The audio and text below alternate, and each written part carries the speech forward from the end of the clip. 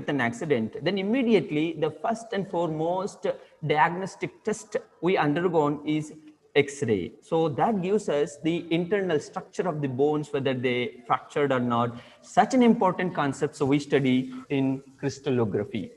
After that, the second unit, namely banded theory of solids and semiconductors, one part, and the second part, in second unit, it is a dielectric materials.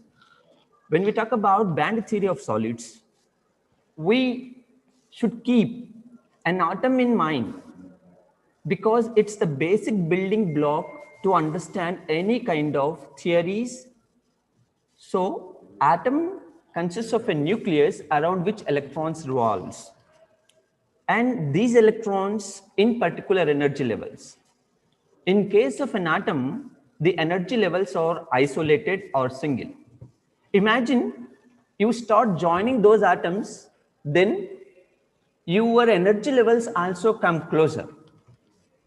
That closest pack of energy levels we call energy band. When it is present, when you bring the atoms closer. Why to bring the atoms? Because the solid contains such closest arrangement of atoms, hence your energy levels, instead of individual, they become a closely packed structure, and that structure we call it as energy band. And in solids, there are very important energy bands which contains valence electrons. We call them as valence band, which contains free electrons or conduction electrons. We call them as a conduction band. And these two bands are very important, and by the formation of these two bands, we classify the materials into three types: conductors, semiconductors, and insulators. The two energy bands which I told, namely conduction and valence band, do not separate it. They overlap with each other and gives more conductivity. So that materials we named conductors, which gives more conductivity. And some materials, they are much separated each other. I mean, the separation between the two energy bands we call energy gap. The materials which have more energy gap do not give any kind of electricity, so we call them as non-conductors. The other name for them is insulating materials. And some materials have moderate energy gap between these two conductors, I mean valence band and conduction band, and they give conductivity. Sometimes they do not conduct sometimes, so namely semiconductors. These are very important, and you might understand band structure. Here in case of single atom, how the energy levels are present. In case of a group of atoms, how energy bands comes. And that energy bands, when you look into deep, then some of them closely overlap, some of them different, I mean separated largely, and some materials have moderate energy gap. And in our second unit, we are focusing on semiconductors. A few of the examples are fourth group elements, best silicon, germanium, and when you join third and fifth group elements also, their energy gap falls under semiconductor. So I have presented gallium arsenide, and when you join second and sixth group elements also, that gives another kind of semiconductors, direct and indirect band of semiconductors. All about, we understand here. After understanding about the semiconductors, look from where the semiconductor technology started and where we are now. It started from silicon transistor, then transistor radio, then slowly 1 kbit DRAM, and then 64 kbit DRAM, 1 GB DRAM we have, and now we are talking about more GB data also and storage capacity also. All this happened because of your semiconductor devices. Then look where we are using them in case of video games, personal computers, mobile phone, as well as smartphones. Along with that, even everywhere we are having CC cameras, in that the circuits we or engineers design made up of semiconductors, or they make use of semiconductors to design the circuits in all these electronic devices. Next. Now, the other part of the second unit is the dielectric materials. It is kind of insulators, but have a special character, that is the polarization. Dielectrics are insulators, but all insulators are not dielectrics. because the insulators possess the phenomenon of polarization, means gives us electricity when we apply electric field. They gives us electricity when we apply pressure on them. They gives us electricity when we vary the temperature. So depending on these, how we get electricity, there are different types of dielectric materials. So here you can see one is piezoelectric materials, ferroelectric materials, pyroelectric materials. So piezoelectric materials, they give electricity. What is meant by electricity is nothing but just a cause of charges, a flow of charges, and here by applying electric field you get the charges. That phenomena we call polarization. So in case of piezoelectric materials, you get the charges by applying pressure on them. Pyroelectric materials, by applying or by changing the temperature, you get the electricity. We call them as piezoelectric material. And ferroelectric material, without any electric field, you get polarization called spontaneous polarization. In case of ferroelectric materials, look at the classification here. This is the kind of polarization, and which gives the storage capacity, and how the dielectric materials helps us in storing electric charge, you can understand here. And when you put a piezoelectric materials, apply force on them, then that produce electric charges will give us electricity. And this is the broad classification. All piezoelectric materials are pyro and ferro, and converse is not true. And look at the applications. Being engineer, focus on how the buildings and bridges oscillates. And when we construct so many bridges, and when the vehicles are traveling over it, due to that vibrations, how to understand those vibrations? We connect it to the piezoelectric materials. That vibrations convert into electricity. By knowing the electricity or current, we can understand how much that bridge is vibrating. And condition monitoring also is possible. Then human motion and power shoes. So when we construct with the piezoelectric materials, then when we walk, we give pressure on the piezoelectric materials, then immediately that is gives in form of electricity. And then tire condition monitoring is a very important application. We cannot imagine our life without vehicles, and the condition of vehicles is also very important, and that we can understand from the piezoelectric materials. And vehicle vibration and human action, that will get from the ferroelectric materials. Excuse me. And the last one which I would like to stress here is a cantilever sensor. A cantilever sensor where a piezoelectric material is present, and when an atom come and fall on it, it gets stressed and produce electricity. A single atom, how much electricity that it produce by falling on this kind of cantilever sensors is a matter to detect the toxic gases.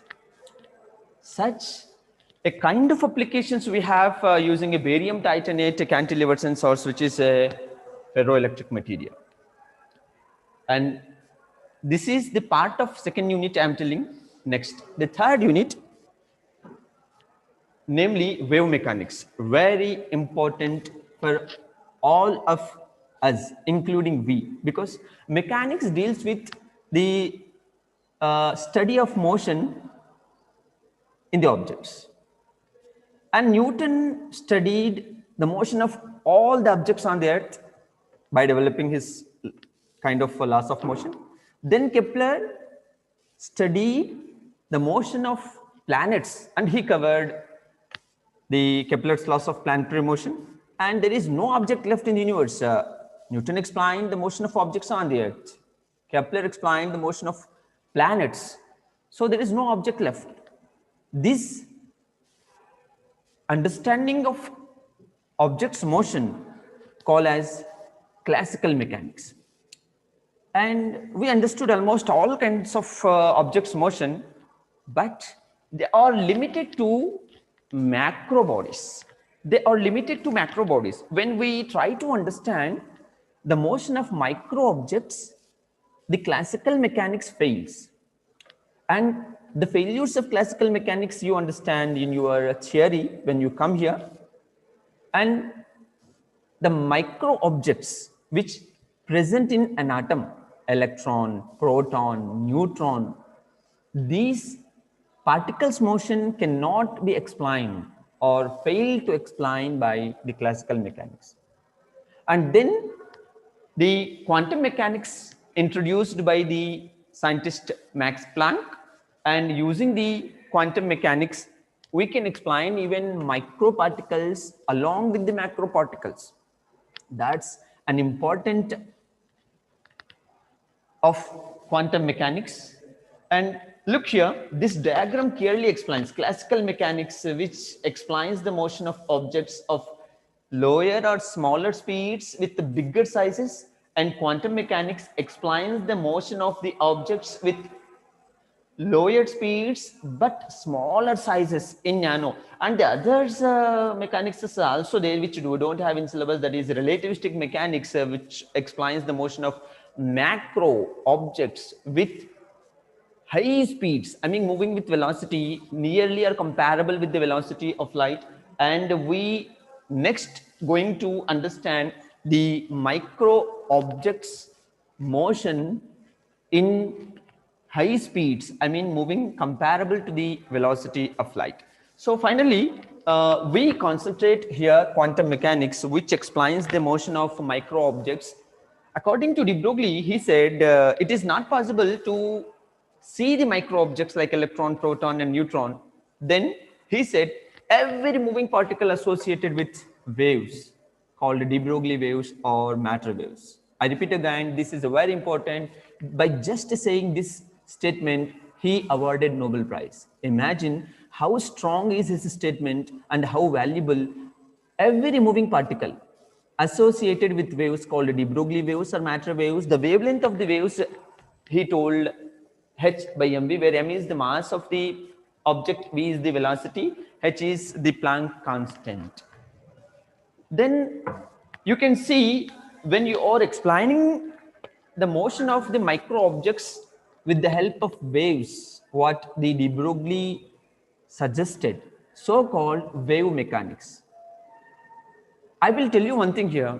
Here we are not directly studying about the motion of the particles. Instead, we are studying about the motion of waves, which gives the motion of the particle.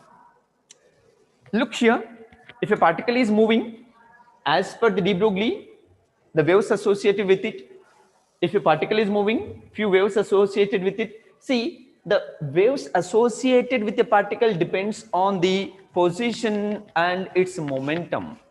Then, according to Heisenberg, both position and the momentum of a particle cannot be measured at a time simultaneously unless there is some error, h by 4 pi. With this much error you can find, but when you try to measure both position and momentum, it is not possible, what the Heisenberg suggested. As small as the waves, I mean wave pocket, that gives about the position of the particle. If broader is the wave pocket, which gives the, if broader is the wave pocket, one wave pocket means wherever the particle is present, there the matter waves or de Broglie waves, more or interference of waves are present. And so if broader is the wave pocket, then we can find the position of the particle. When shorter is the wave pocket, we can measure the momentum of the particle, but not the position. Likewise, this is the entire description or explanation by the Heisenberg. The consequence of his statement, I mean Heisenberg principle, you understand here, the electron present only outside the nucleus, the proton present only inside the nucleus. He explained the energy of the electron. All these are the results from the Heisenberg principle. I repeat again, the consequences or the results of Heisenberg principle: the electron present only outside the nucleus, the proton present only inside the nucleus, and he also gives the energy of the electron. So this is the wave mechanics. Before going to the next slide, I tell you, we study about the particles using the waves here called de Broglie waves or matter waves. Next, the magnetic materials, the fourth unit, where the materials possess magnetism. How this magnetism come out from the material? We all know materials made up of atoms and the atom nucleus around the electrons revolving. Then the electron in an orbit act as a current loop, and a current carrying conductor produced magnetic field suggested by Oersted in 1820. And this magnetic field here, it exists due to the orbiting electron. We call it as orbital magnetic moment. You can see here. And instead of electron revolving around the nucleus, it also revolves around itself. We call it as a spin. And due to the spin, it also gives some moment of magnet. So that is a spin magnetic moment. And for an atom, because of these two magnetic moments, we'll get the magnetism in the materials. So orbital magnetic moment is negligible compared to the spin magnetic moment. So major magnetic moment or role played by moments or spin magnetic moments. And when we have paired electrons, so both spin magnetic moments cancel with each other. When we have unpaired electrons, then the spin magnetic moment results in magnetism in the material. So when we understand, or when we decide a material is a magnetic material, when it has a more number of unpaired electrons, then its magnetism is more, like manganese, cobalt, they have more unpaired electrons and d shells, so they comes under magnetic materials. Likewise, these magnetic materials have shown their usage or applications here, starting from permanent magnets to power conversion, then information storage. Mainly we are focusing magnetostriction. I mean, by vibrating the ferromagnetic material, we can produce ultrasonic waves, signal transfer, electrical circuits, miniaturization, magnetism, automotives, medical, magnetic field. There are so many applications of magnetic materials. Once you understand how you get the magnetic moment and what kind of magnetic materials are there, whether soft or hard, then you can apply these materials in order to produce the devices. So that tells about the magnetic materials. Then the other part of this unit is superconductivity, which is very important for all engineers because it talks about zero resistivity. The phenomena of zero resistivity we call superconductivity. Next, the phenomena of zero resistivity we call superconductivity. And we all well about the word conductivity. It's nothing but conduction of electrons, and when we want more conductivity, we look for conductors, but they have a minimum resistance so that the energy loss or transmission loss I R square. When R is present, then the transmission losses are present. And in case of superconductors, when resistivity is zero, reciprocal of resistivity is conductivity, then there is infinite conductivity. When we have a zero resistivity or resistance, then the transmission losses are zero. Means you can transmit the signals with zero losses, which is an extraordinary invention by Ons in 1911. He's a Dutch scientist, and this is the description of your superconductivity. In case of normal metals, they have some resistivity even at low temperatures, but in case of superconductors, a sharp or zero resistivity is achieved. And this kind of superconductivity has so many applications now in engineering, medical, all kind of fields. See here, MRI. So magnetic resonance imaging, then superconducting transformers, then superconducting cables, linear motor cores, or magnetic levitated trains, a very important one. Superconducting magnet is there, and superconducting quantum interface devices are very sensitive to the magnetic fields which are generated by human brains, human livers, and by studying that magnetic fields, we can even decide whether a man consumes drugs or not. Such kind of applications also we can get from superconductivity. Next, the last unit, namely lasers and fiber optics. Lasers is an advancement of light. The amplified light is called laser. The abbreviation in general, light amplification by stimulated emission of radiation, we expand it. But amplified light is laser. In general, when we want to listen something in a crowd, we need amplification of electrical signals. Definitely, amplification is required. Otherwise, we cannot get these signals properly. So increasing the strength of the signals called amplification in general. And now light cannot propagate through longer distances because they have a lower frequency and their energy is also low. And if you can amplify that light, you are increasing the strength of the light, so you can send it to the longer distances. That's the reason why they are high directional, can travel over longer distances. I have given few differences or distinguishes between an ordinary light where incoherent present, divergence is more, and previous polychromatic is present, and they cannot focus to a sharper point. These are the points related to your light. Now comes to the laser. Just because of the amplification, you can get high directionality, high monochromaticity, high coherence, and high focusing point. All these kind of things you get just by amplifying the light.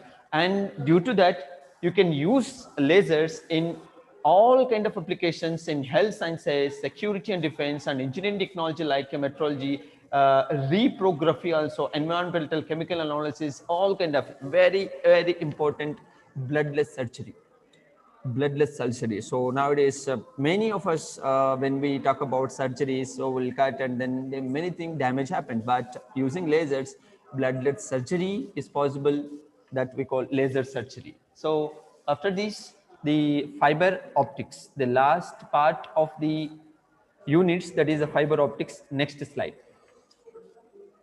Fiber optics is the study of light in material called fiber. Fiber is a dielectric material, transparent dielectric material, which carries light through it. It should be transparent, and it is used as a waveguide or the media in optical fiber communication system, where transmitter, receiver, and media is required. The role of media is played by optical fiber. After all, by playing the role of media, what is an advantages of this optical fiber communication system? See, speed, very important one for all of us living on earth is speed. Who likes to get the signals delay? We don't like the delay in signals, so we need faster communication, which is possible using optical fiber communication system because they transmit the signals in the form of light. And we know light moves or travels with the velocity 3 into 10 power 8 meter per second. Such a speed your signals propagate and your transmission is high. So speed, security is more, transmission is high, bandwidth is high. All these are the advantages of optical fiber communication system. And this is the structure of optical fiber. And then how the light propagates through the optical fiber is the phenomena called total internal reflection. And the applications of the optical fiber, starting from communication to the medical diagnostics, the applications are present. Next. This is the description of the 5 units in your course. Crystallography deals about the study of crystals using X-rays, then band theory of solids, how the energy bands are formed, then how the semiconductors and what are the uses of the semiconductors in engineering, then dielectric materials and how we store energy and that storage of energy, how it helps us in different applications. And then we understood the magnetic materials, superconductivity, and finally lasers and fiber optics. This is the description of the 5 units in your course. Now, I would like to focus on the concept which I told in the beginning, the role of nanotechnology in engineering. Nano is nothing but 10 power minus 9. 1 nanometer is equals to 10 power minus 9 meters.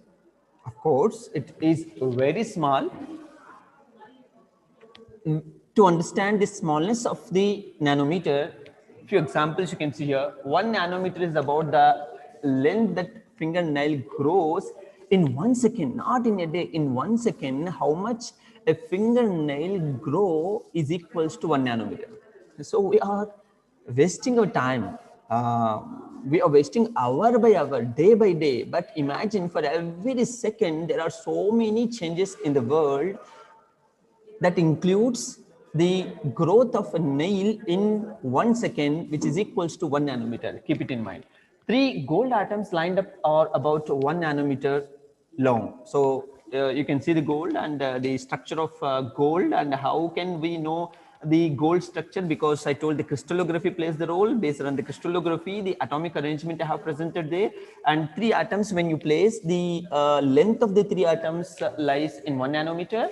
And see, 1 nanosecond is about the time required for light to travel 30 centimeters in air or 20 centimeters in an optical fiber. I told the velocity of light around 3 into 10 power 8 meter per second. But if that light, when it is propagating through air, then how much distance? 30 centimeter distance to travel 1 second. Within 1 nanosecond, it travels in 30 centimeters. So all these are the examples to tell you how small is the nano. Then it is a frequently encountered in science and electronics for prefixing units of length and time. So in general, we use nano to prefix in sciences and electronics. But now we will see what kind of materials are nano. Next slide. Look here, all materials made up of grains, which again composed of atoms. The size of grains may be vary from several centimeters to hundreds of micrometers. Based on their size, they may be visible directly or invisible to the naked eye. And the size of grains vary from centimeter to micrometer based on the size. I told they are visible directly or indirectly. So like the water molecule is about 0.3 nanometer size. The carbon molecule, about carbon atom, is about 0.12 nanometer size. So atoms are in nano size.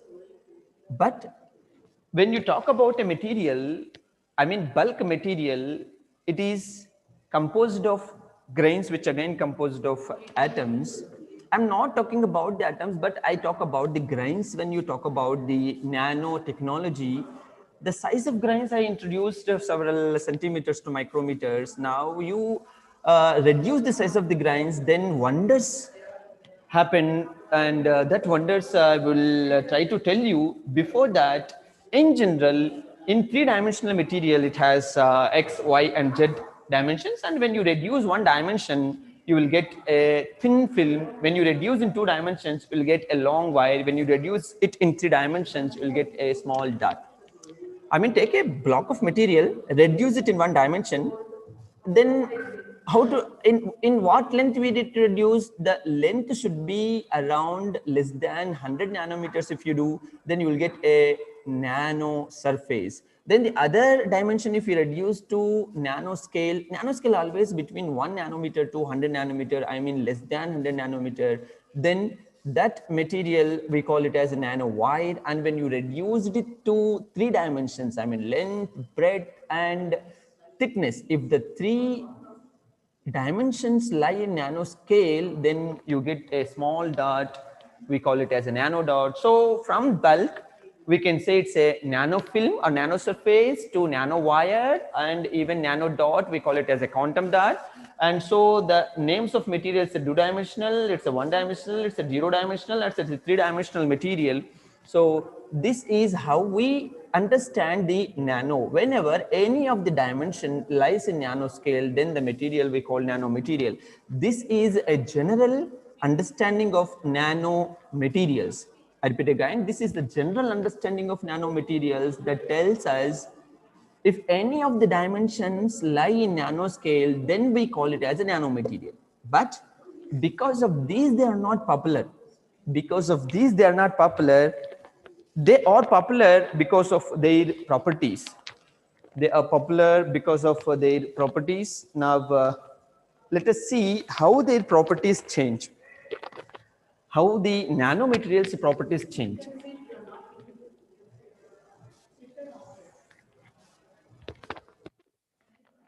How the nanomaterials can change. It's not working actually.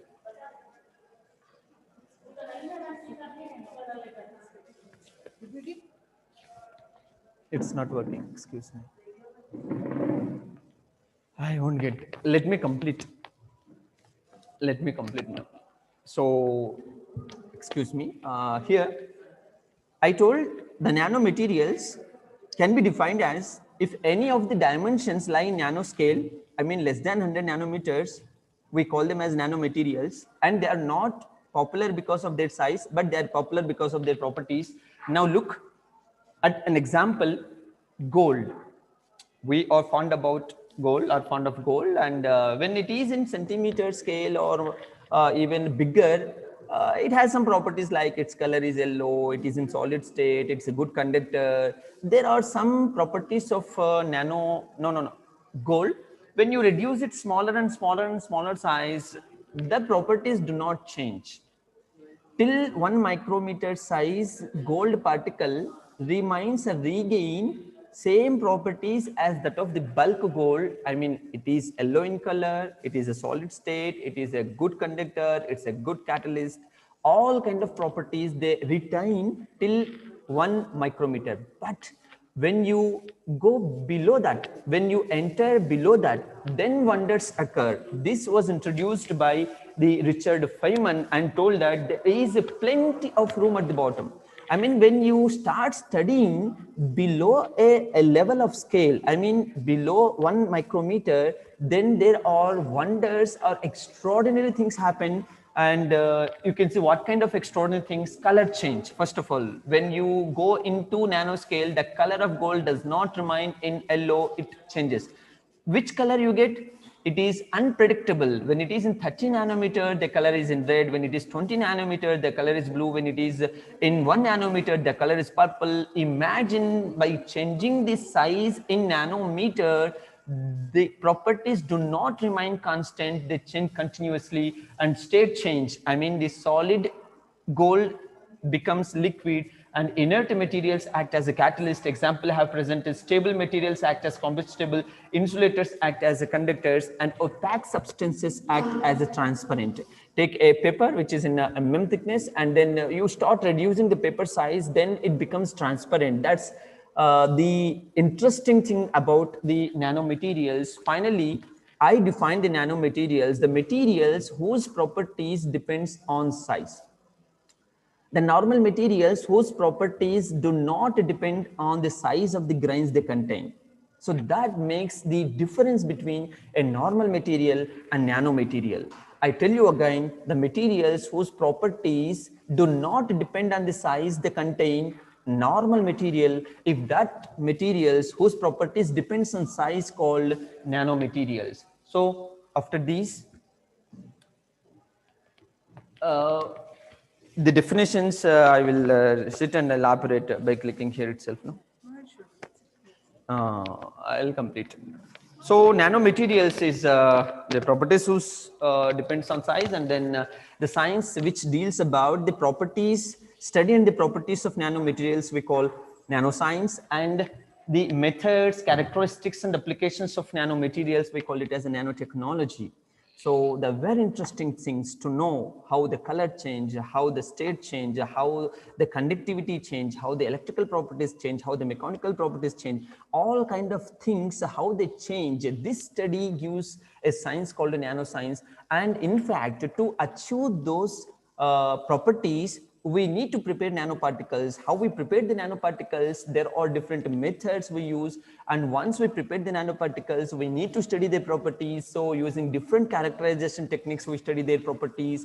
And then finally, after understanding the properties, where this can be applied, that comes under application. And this study, we call it as a nanotechnology. So with all these, I proceed further here.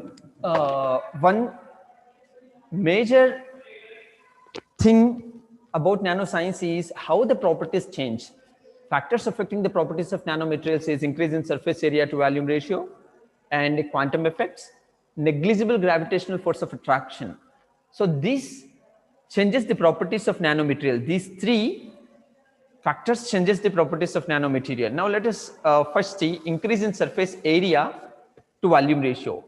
Imagine a bulk material of some size, like here length is 1 mm and the breadth and thickness are also of 1 mm. Then the surface area will be 1 mm cube. So one piece of this will have the volume 1 mm cube, whereas the surface area, because it has 6 surfaces and each surface area is 1 mm square and multiplied by 6, so 6 mm square is the surface area, whereas the volume is 1 mm cube.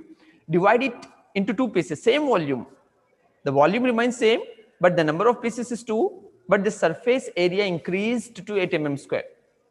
And divide it into 8 pieces. The volume remains same, but the number of pieces is 8 and the surface area increased to 12 mm square.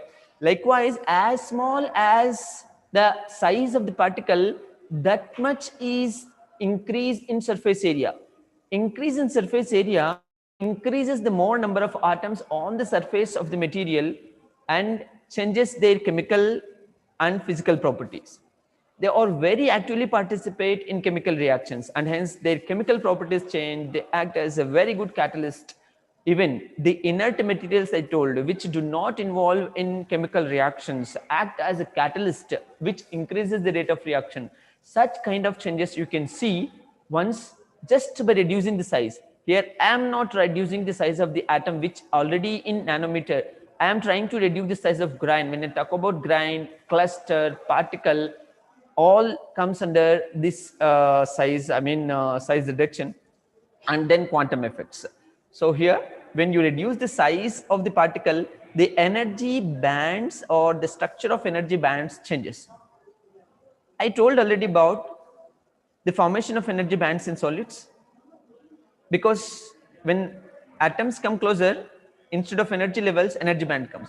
When you reduce the grain size, the number of atoms in the grain becomes reduced, then the energy band slowly becomes intermediate energy levels, neither like an atom nor like a solid, but they are new energy levels. We call it as intermediate energy levels. So when atom is in single energy levels, in case of atom, when electron is in single energy levels in case of atom, the behavior, when it is in case of bands, then the behavior, and when it is in case of these intermediate energy levels, the behavior absolutely different.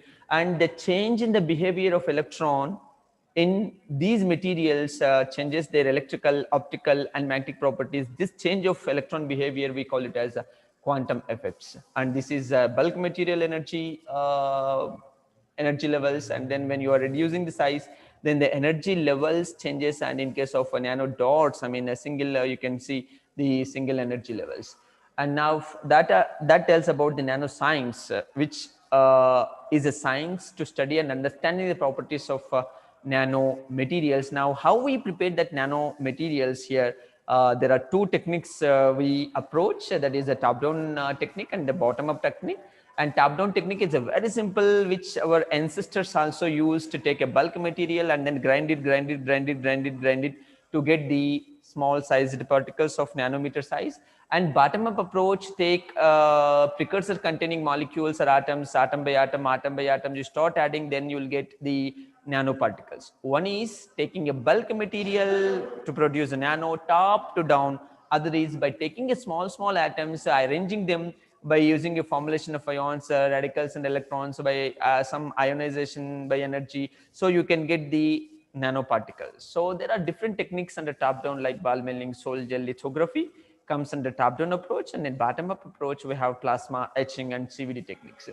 So this is nanotechnology which I told so far. It is a preparation of nanomaterials, and under that nano objects like nanoparticles, nanofibers, nanoplates, whatever the kind of sizes and the shapes, that all comes under the nanomaterials, and preparation of such sizes we call as nanotechnology. On the other hand, nanostructured materials like composites, agglomerate or aggregates, nanoporous systems, nanofoams, and many more, because there is endless for this nanotechnology. You can prepare any kind of size of shape also, and after preparation these are the techniques we use to understand their character, like in case of structural bulk structure by scanning electron microscopy, transmission electron microscopy. Surface structure can be given by STM, scaling transmission microscopy, or surface topography with SM and AFM, atomic force microscopy, and microstructures will get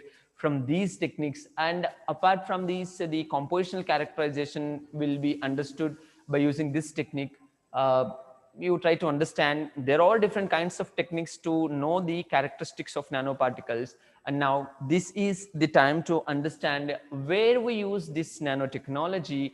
See here, next generation computer chips, and we all talk about computers, we all talk about microelectronics. Now in microelectronic industry has been emphasizing miniaturization, whereby reducing the size of the transistors, capacitors and resistors, and these components are used in microprocessor.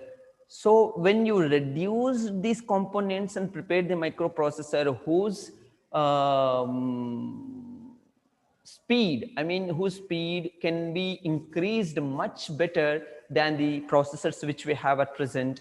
A microprocessor processes the instructions in microseconds. If you really build a microprocessor with nano sized components in it, then you can really create nano processors which processes the instructions in nanoseconds. Excuse me.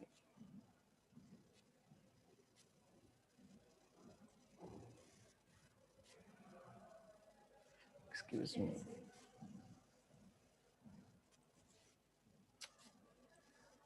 Sorry for inconvenience here. We are here. So like that, we can have the nano processor which works at greater speeds. And now phosphors for high definition TV and low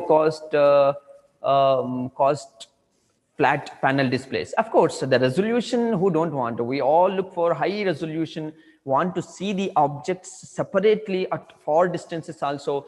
The resolution of any television or display greatly depends on the size of the pixel, nothing but made up of a phosphors.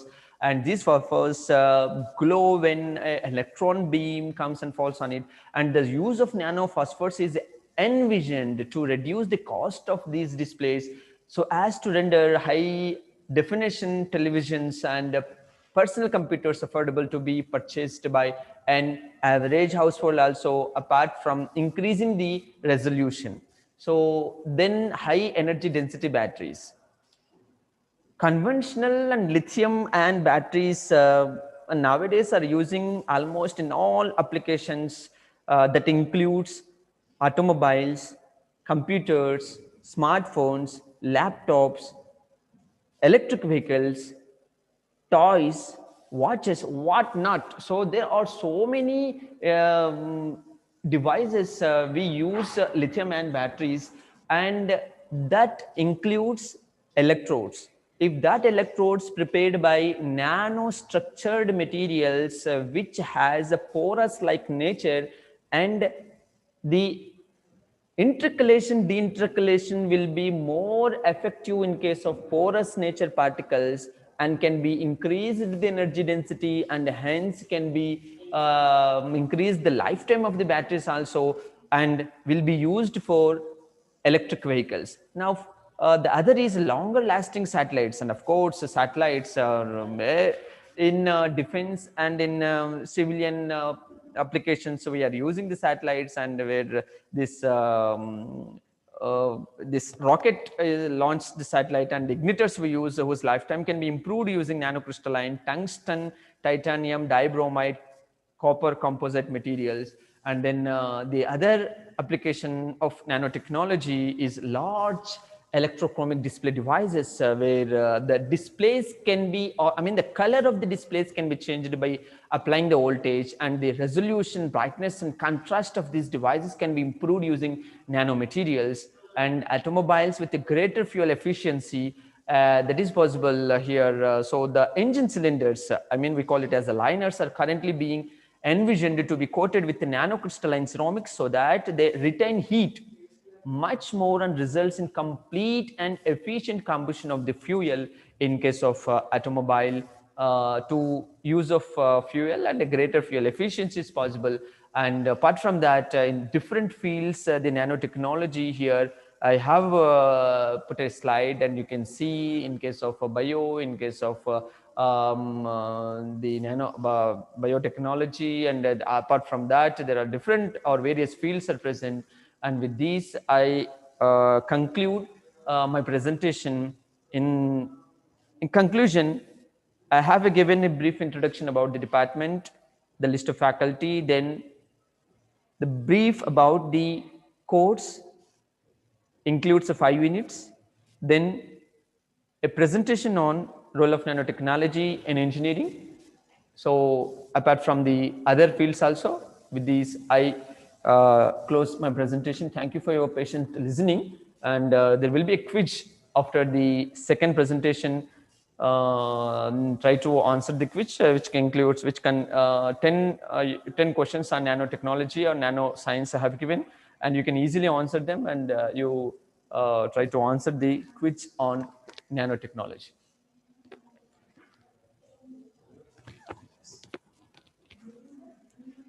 Thank you. Thank you again for your patient listening.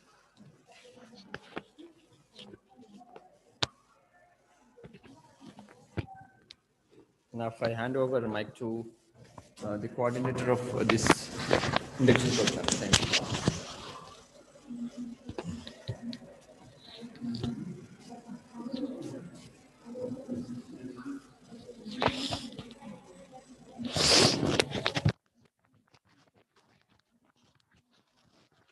Where is Srikanth? Call him, no? Call him. He should be here. Why he is not here?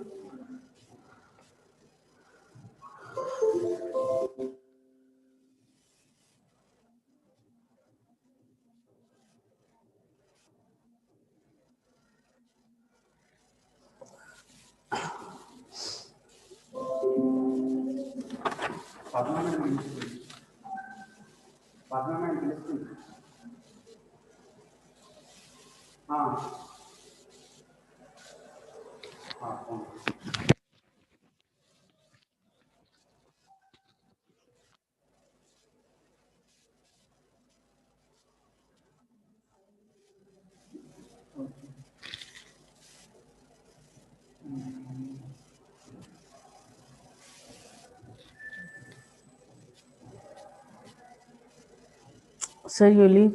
He will come. He's coming.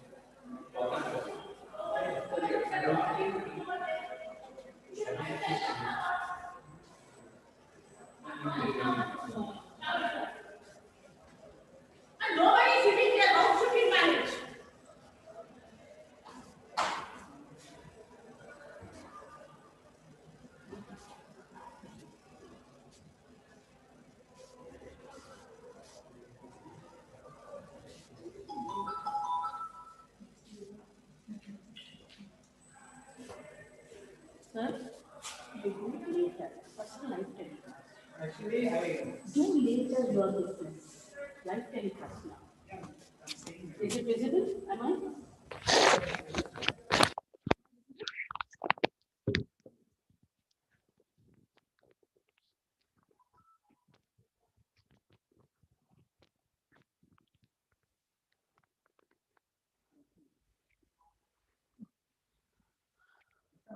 Hello. Just now, Dr. Dada Mia has addressed you about and make you familiar with first the departmental that who are the faculties waiting for you people to deal with physics, and also he has gave a clear picture about the topics you are going to have in your first year. And later he talked about nanotechnology. The reason was because it is an advanced version. I know that it is somewhat not related to right now your syllabus, but it doesn't mean that it is not related to engineering. Okay. So what actually he wanted to present means, when you have extra knowledge, then only you can work, keeping in mind the goal that your goal is to acquire the knowledge of physics in nano level. Okay, so he presented that how influencing era is going on because of the nanotechnology. And physics and entire engineering depends on nanotechnology. That's the reason he have highlighted you with an example, with many examples that how nanotechnology is going to influence your entire engineering courses. That is what his purpose. I know that it may be many of the students now, with the help of the internet, you people come to know that what is nanotechnology and all everything, but still, he set a goal in front of you that when you, whatever experiment, whatever knowledge you are gaining in the concept of physics, keep it in mind that in the terms of nano, you have to learn and adopt those applications. That's the reason this session has been kept. The next session we have from the physics department itself is going to be addressed by Dr. M. Shailaja. He is experienced faculty of almost 10 years, and he has research experience also of 7 years. She has completed her PG from, PG from Andhra University, and she has done specialization in MSc nuclear physics, completed her MPhil from nuclear means in the specialization of nuclear techniques in material sciences. She has completed her PhD in liquid crystals from Acharya Nagarjuna University campus. She is going to talk about NII campus observation, and in collaboration right now he is working. Also, she is going to highlight you what exactly physics, the concept of physics, and which area you need to focus in connectivity with the engineering. She is also going to highlight you that with the part of syllabus, as Dada Mia has given you the syllabus, right? And the connectivity between intermediate and engineering, okay? She's going to highlight you those all points, and later she's going to launch a quiz competition for you.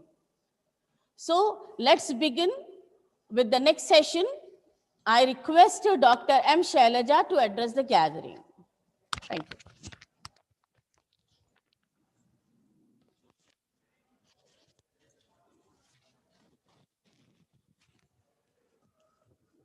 Hi, my dear class.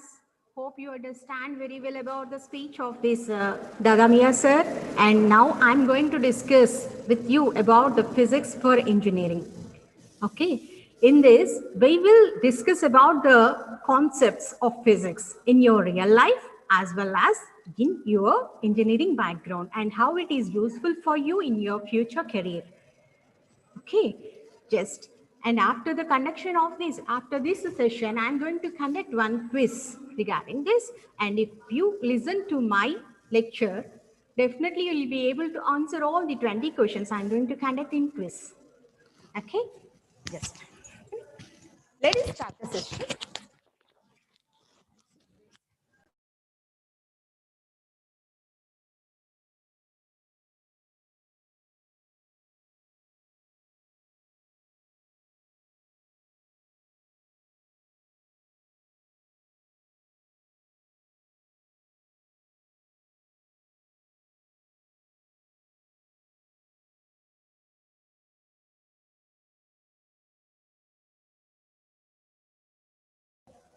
At first, why is physics important in engineering? You people will think engineering is just like an electrical engineering, mechanical engineering. These are the important subjects you are studying, but the base is physics. Okay, if you want to innovate any of the new principles or any of the new innovative instruments, you need to study the physics. So let us see what the physics is. In engineering, physics emphasizes the application of the basic scientific principles in designing the equipment, as well as which includes the electronic and electromechanical systems, which is used for the measurements, data acquisition, and communications, which is relevant to the living things, and you can help and solve the problem of the human problems. Okay, and let us see what is the importance of the physics in real life. How can let us watch a video, okay? Yes. It must not be able to start. Video, yes.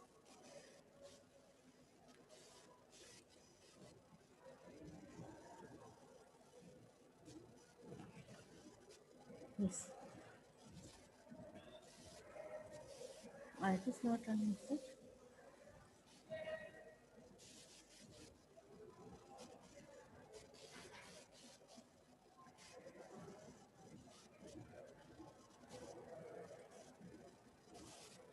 Okay, you are placing the video is there, man. 59. This is linked to your local drive, right? In a laptop, right? Okay. Shall I share your laptop? Oh. This link. Yes, yes, please. Just This video is not coming actually. this is important. Yes. Actually, all the video is there, right? In pen drive. No. Do you have the pen drive? The video. Sir, do you have pen drive? Just pen drive the video of it.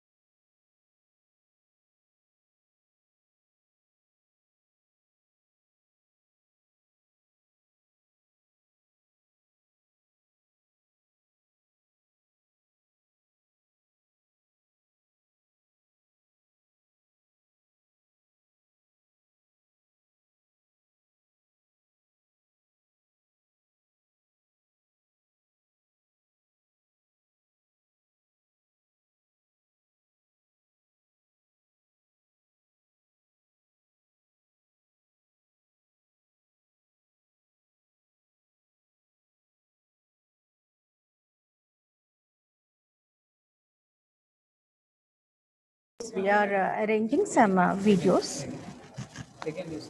Yes. Just wait for a few minutes. Your video is getting connecting.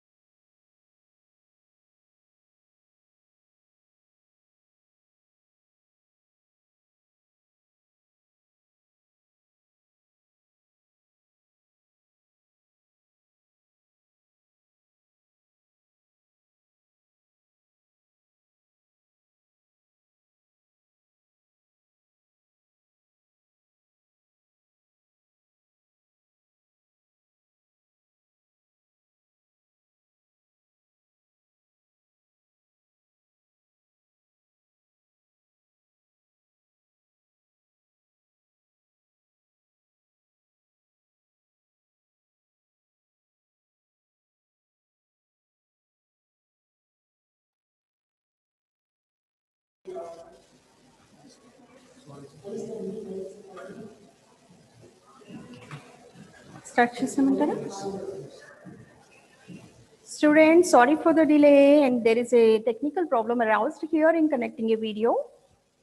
Just listen to the video. You'll be able to answer many of the questions from this video. Okay, this is a whole new world, about the a physics world in real life. of physics.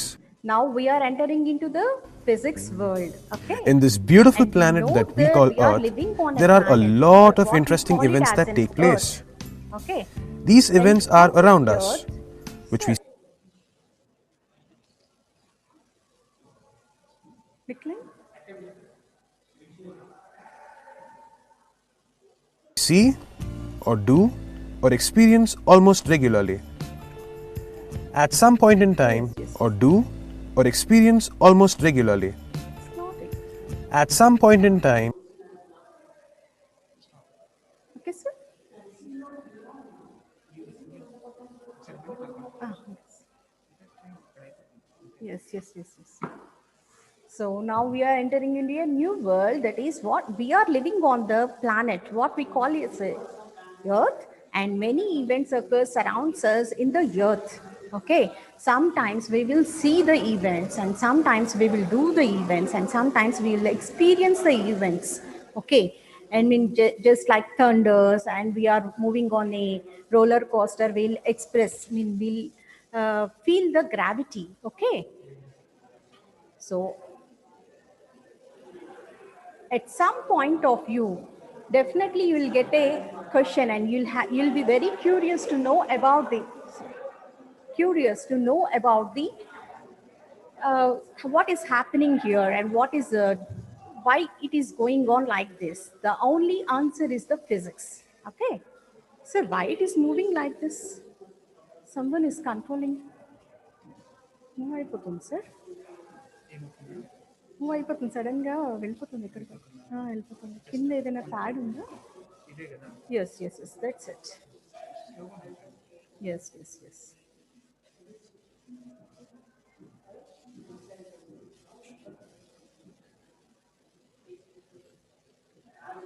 So, some of the events which we observe, we'll appreciate while looking into it. Okay, it is not actually what we see, and it is some more than that.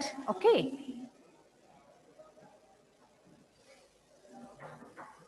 So we will hear the annoying sound from the alarm while we are sleeping. Okay, it will be very irritating while we are sleeping, but the alarm sound will wake us up. Okay.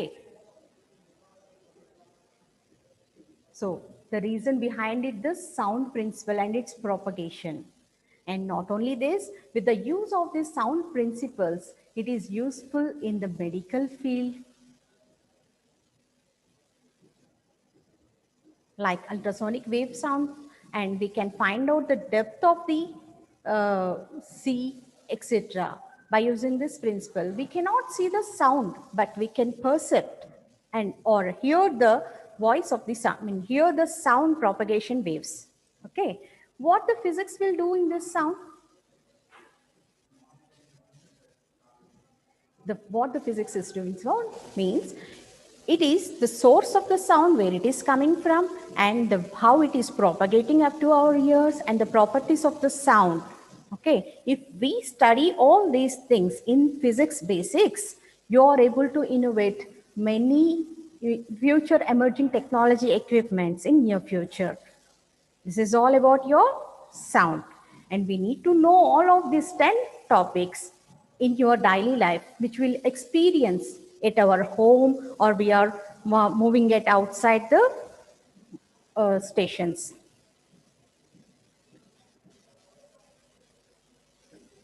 For the second topic, it is what is heat? If we want to have a cup of coffee, we need to boil the water at first, and by turning off the stove. What will happen? The heat is being generated at this point of view. At some point of view, the water is getting bubbling. Okay, that means the temperature is rising to the boiling point of water. And after the boiling point of water, it is automatically converted into the steam. Okay, the cause of this boiling water, bubbles, steam, rise of temperatures, all about this heat. While heating only, you are able to do all these things at your kitchen purpose. But the heat is useful for industry purpose too. At the point of industries, you will melt all of the metals in the heat, which will be very useful in designing the machinery, heavy machinery, as well as the automobile machineries, generators, everything. So heat is an important topic in this world. And while we are coming to our home appliances, we can visit this, what is that, iron, steam iron. Here also, the heat is acting as a principle behind it. It is generating steam. Okay, this is all about the heat. We must know about the heat, thermodynamics, everything to know, to design a new equipment relevant to this mechanical energy and electrical energy. Let us see about this third point. Okay, while we are walking on the road, we are on a tar road especially, we are unable to walk. But if we walk on the sand, we will slip.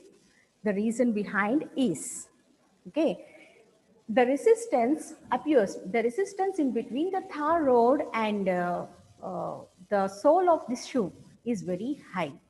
So that is nothing but a friction or a traction. We'll call the definition as a friction or traction. Okay.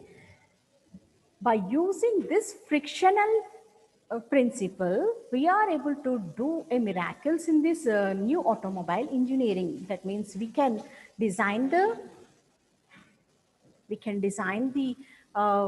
tires, etc.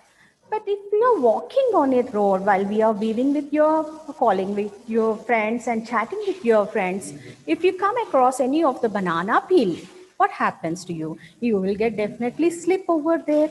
That means the friction get reduced in this point, and the resistance, because of the resistance in reduction. Okay. So we using these frictional principles, we are able to design the tires, which is very useful in the automobile engineering. This is all about the friction. And the fourth one, we all know that some of the objects will fall on the ground and some of the objects will move away from the ground. What is the reason behind it? So we know that. What is the reason? The questions about it. So what is the reason behind it? It is all behind this reason is the gravity. That was the reason. Because of these gravitational forces and gravity, we are able to stand on a planet and we are able to construct a building or anything else on this planet. Okay, otherwise we will be moved away from the space.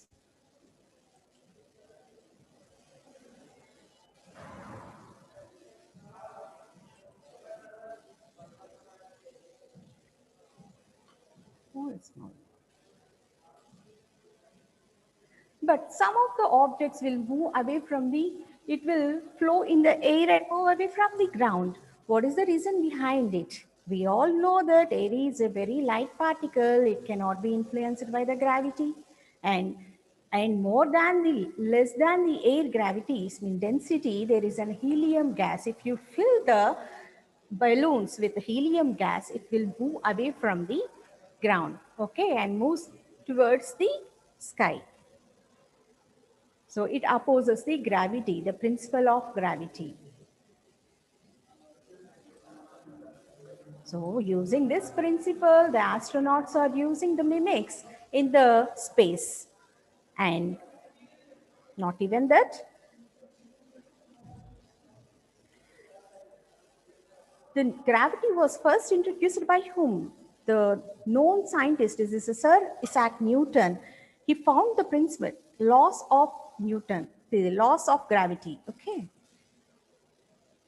This is all about the gravity. This is your fourth topic. Coming to your fifth topic, we all know that compass, if you had started showing the compass, definitely it will show north and south direction at first. Why it is showing like that? So the reason behind this north-south direction of the compass, magnetic compass, is, we will see, we all know that the magnets, two magnets, we come across, kept towards each other, the like poles repels each other and the unlike poles attracts towards each other. So it is moving, sir. So basing on this principle, we are able to answer many of the questions, okay? We all know that the Earth is a very big magnet and a north-south pole, when we have connected a thread to a needle, magnetic needle, and just fall in it, it will show the north-south direction. That means what you'll think of it, the north will be in the Arctic region and south will be in the thing. Antarctic region, but it is not the thing. Actually, what happens with the giant magnet is the south pole will arise in the Arctic region. That was the reason, as there is a attraction between the like pole, meaning unlike poles, the north-south direction is showing in that way.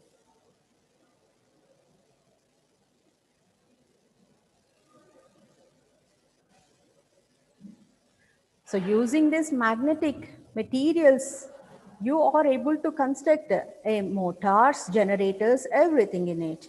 And now coming to your next topic. Not even this, if you see the metro train, you are able to see the magnetic base. Okay, that is the reason behind it. It travels very fast compared to the other trains. And in the what's going on, sir? And in speakers also we'll use these magnets. This is about this magnetism. Oh, no, sir. Sir, it is moving on. It is not stable. It is just moving.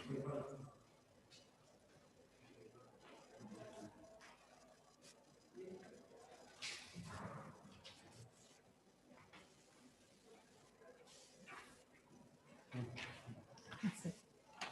Ah, okay. So where it is? Yes. What do you want to say?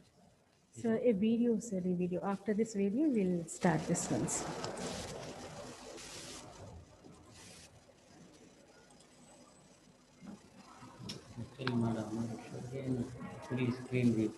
Yes, sir, that's what we are saying. But suddenly, why it is moving, we don't know. Oh, yes, sir. Rahil. Yes, sir. Yes. Yes. Open it. Yes. 1 minute. 1 minute.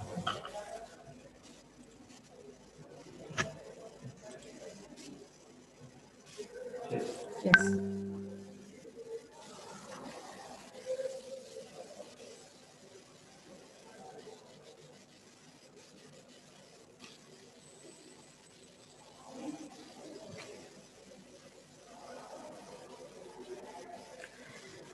So the objects will be in their own position, even though if we are giving force on it, okay, sometimes.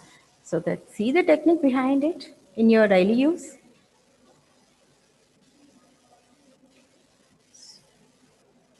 Every objects to be, every objects wants to be in its own state of status. That is because of inertia. Unless and until we have given any external force on it, it doesn't move. The objects will be either in motion or in the static position depending upon their status. See, let us consider a moving body. If we have applied an external force to this moving body, it just stops. Otherwise, it stands like this. It will be continuously moving, moving, moving like this. So the reason is inertia. So using this inertia principle, so in automobile engineering, they had designed the safety measures, cars, etc.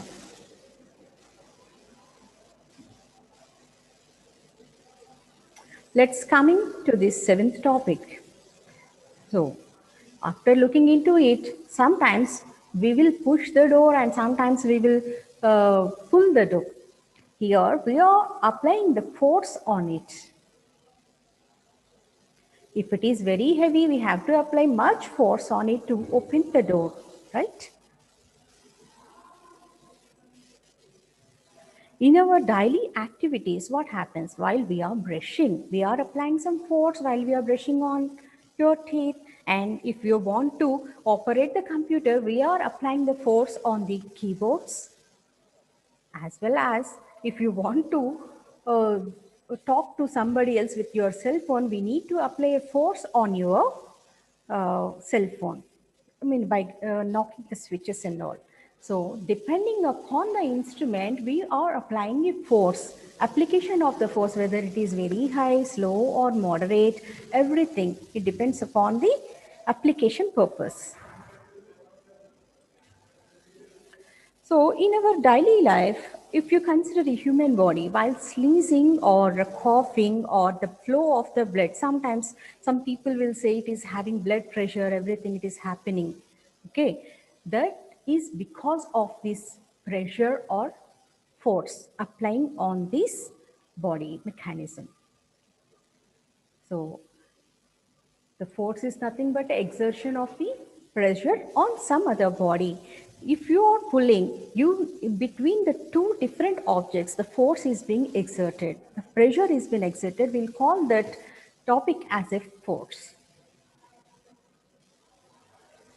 Not even this, while we are swimming, running, walking, everything, we need to exert some force. So this is all about the force.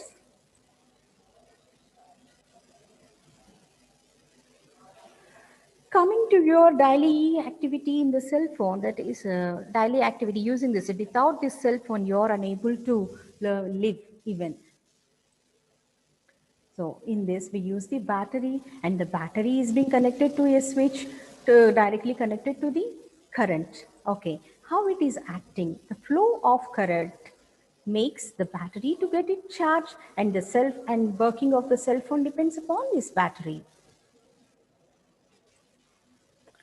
Depending upon this electricity, many appliances, home appliances, as well as the magnetic trains, electric current, electric vehicles, electric buses, everything has been designed, and it is an emerging technology using this flow of electrons.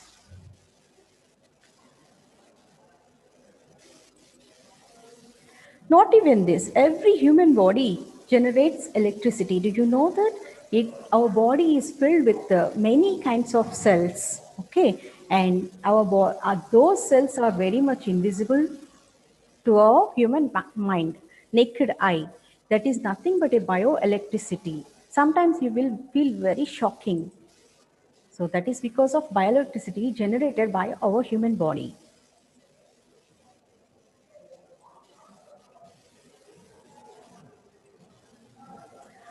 Let us watch another topic. On the rainy season, if sunlight as well as the rain is coming at the same time, we are able to observe the rainbow. What is the reason for able to see the rainbow on the same day?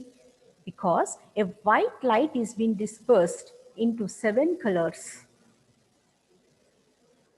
And how it is happening? This is a very important question. If the sunlight will fall on the raindrop and the white light is being dispersed into the 7 colors, here the total internal reflection and refraction makes it possible to visible the rainbow.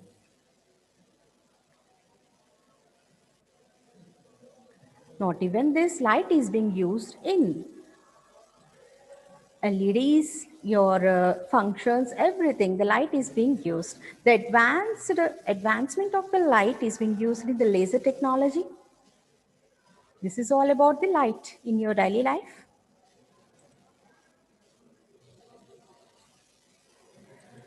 So last and final topic, the organism which are living on the earth is made up of many cells, which is micro cells. Sometimes we are able to visible under the microscope. Some cells may not be visible even under the microscope. So what happens between that? So every cell is made up of the atoms, okay? And we need to study about these atoms to do the miracles in your engineering technology. So atoms together called as a molecules, and the molecules we are able to form an element. Okay, this is all about the atoms, and our body is made up of millions, trillions, billions of atoms.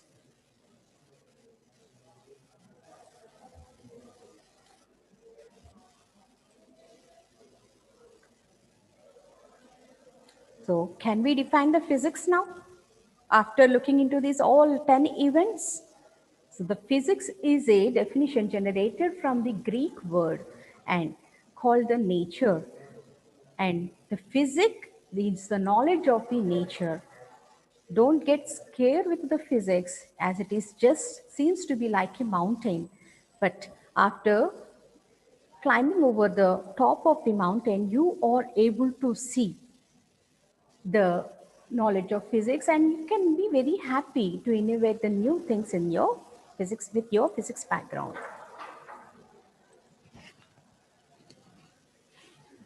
So next slide వచ్చి sir ఇది రావాలి నెక్స్ట్ది మనం ఇది ఇచ్చేద్దాం sir తొందరగా okay okay just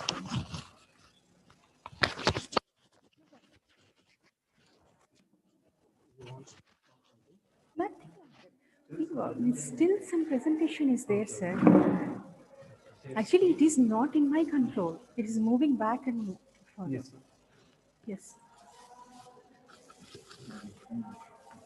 Yes. No. No. At 1 o'clock, it will go to close the session. No, next session. No. For this session, 1 o'clock, it will be closing. Okay. Anyway, I'll make it fast. Okay, what are the physics units we are studying in your first year? Already it is being discussed with you by Dadamiya sir. Okay, but just to have a overlook on it.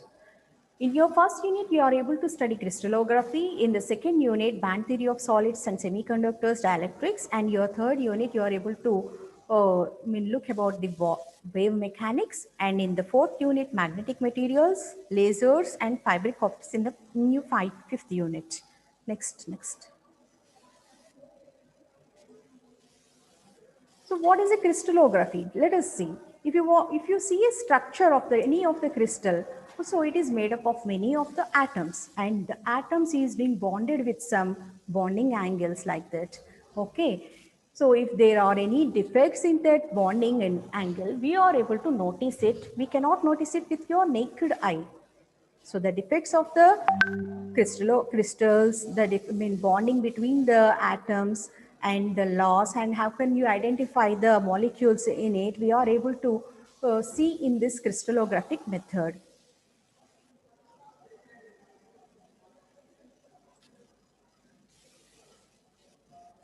So in your band theory of solids and semiconductors, dielectrics, we will see, we all know that PN junction diode you already have studied in your intermediate session. Okay, this semiconductors is being useful for designing the op amps, resistors, capacitors, which will be useful for your engineering background. Okay, and you can design the circuits using these semiconductors and dielectrics even too. As it is already discussed with by Dadamiya sir, I'm not discussing it in depth. Okay, your time is also running up. So coming to your wave mechanics. So light is a form of energy and it is moves in the form of waves. Okay, the application of the mechanics on those waves, not even light, it is on sound, magnetism, everything. It is in the form of waves. The application of mechanics on that wave, okay, will be discussed in this chapter. So it is not visible with your naked eye. You are able to see under microscopic study, and we have to study the theory of it to know all these things. In this chapter, we will study about these laws of magnetism, quantum wave mechanics, quantum reality, everything in this you will be studied in this chapter. And coming to your fourth unit, magnetic materials and superconductivity. Okay, some materials will be magnetized and some materials may not be magnetized even after giving a magnetism to that particular material. What will happen further? Okay, some materials are magnetized. Best example of the magnetic materials are iron, etc. But if we have given magnetism to this iron, it will get a bar magnet. How it is possible? That and all you are able to see in this fourth unit. That is because of this domain nature. The randomly it will be arranged in the normal material, and if you have a line, the alignment makes it to align in a particular direction, it becomes a magnet. And in this chapter, you'll also observe the superconductor. You will observe what is the difference between the conductivity, superconductivity, semiconductor, everything you'll observe in this magnetic material, which will be useful for engineering background to construct a new instrument. And the last and final chapter is the laser and fiber optics. Okay, laser is the advanced version of the light. Okay, nowadays you are using this laser in the medical field, in the military sections, and how the how it is being focused on a particular point of view, and it is being useful for many purposes.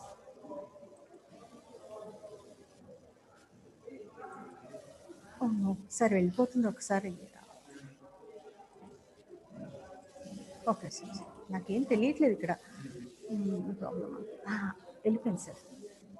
So in this chapter, we also observe how the lasers are being produced, and in the fiber optics section, we are able to, which is useful for your communication purpose, how the light is being transmitted with the total internal reflection at point of view.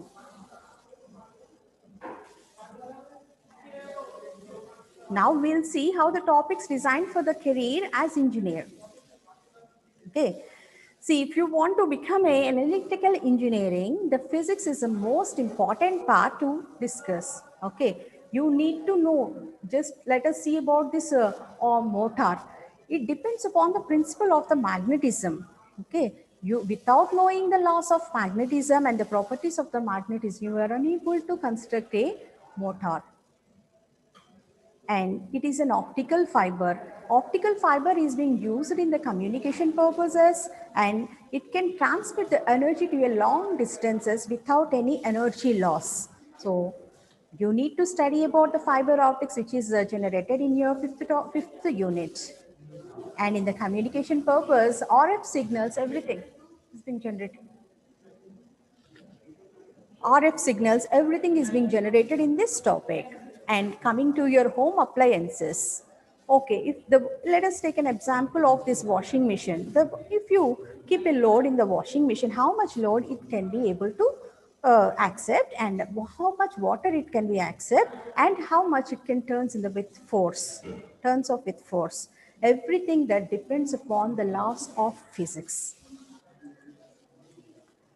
So coming to your next session, if it is important to study in electronics and communication engineering, because in electronics we all able to know these different types of diodes. Okay, what is a diode? Can anyone explain about it?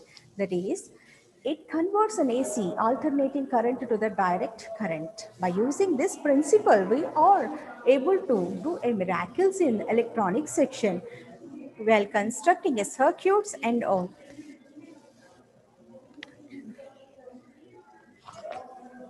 We'll use these diodes for RF signals, for manufacturing any of the cell phones or any of the computers, etc. And not even that, in communication purpose, we use these radars to identify where these aeroplanes are being located, and where the ships are being located on the sea, etc. Why it is important to study physics in mechanical engineering? Okay, just it is like, if any of the aircraft's upcoming moves towards the air, what happens to it? Here we'll apply the Bernoulli's principle, as well as while moving it up to which height it is moving. That means altitude we need to calculate, and the height of the distance between the earth and the aeroplane, and how it is being placed in the stratosphere for its stability. Everything is being studied in your physics background. And coming to your watercraft. So watercraft, while designing this watercraft, how much more motor generation, mean capacity of the motor, and how much it can be able to float on the river, etc. That means you need to study here the density of the materials, everything. And if you are designing the car, and how many revolutions are being made by the wheels and all, and the generating capacity, gear capacity, everything is being the basics studied from the physics laws. Not even in that, we generating the engines, robotics, and targeting the triggers with weapons, everything is being studied with the laws of physics. So why it is important to study physics in civil engineering? So if you want to construct a bridge, we need to know how much of the force is being applied on this bridge, and the resonance principles, and the bridge, the concrete material, tensile strength of the concrete material. When you're applying much pressure or much moving on the concrete, will it be broken? We need to study the chemical strength of the material using a crystallographic topic, which is used in the unit 1. And not even that, an elastic properties is also to be studied to construct a bridge. Okay, we are using these iron rods, etc. Iron rods, if you doesn't know about this elasticity of these iron rods, the automatically the applying cement or concrete on the top of the rod, it will get broken depending upon the pressure exerted by the sunlight, air, and rainfalls. So now coming to the session of your lab experiment studying in your first year. So the BH curve, what is this BH curve? What is B and what is H? B means the magnetic induction and H is the magnetization. If you are giving the magnetic induction to a particular coil or particular material, how much it gets magnetized? If you have given magnetic induction to a diamagnetic material, can it be converted into a magnetized material? No. The answer is, we are using here the ferromagnetic materials, the strength of the magnetic materials. Okay, while we are giving induction to this magnetic material, if you are inducing magnetism, it will get magnetized, and and leads to the min. If you are magnetizing, it will get magnetized. And later on, with the non-application of this magnetizing field, it just comes back to the original position. But it is not happening in your reality. It is coming in another, it is following the another path. That is, here we are observing the retentivity, coercivity, and how much it is being flux density, etc. in this BH curve.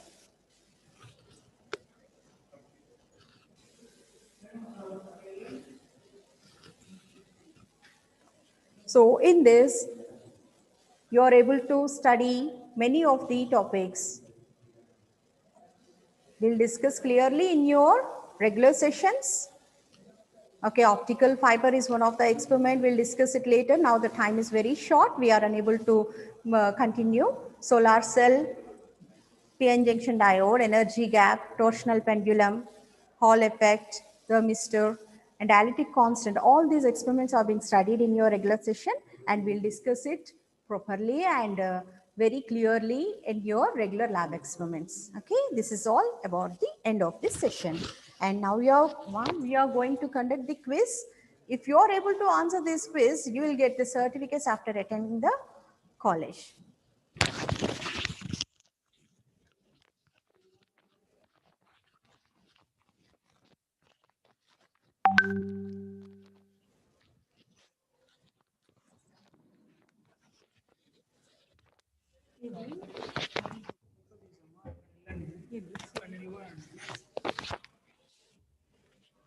Excuse me, ma'am.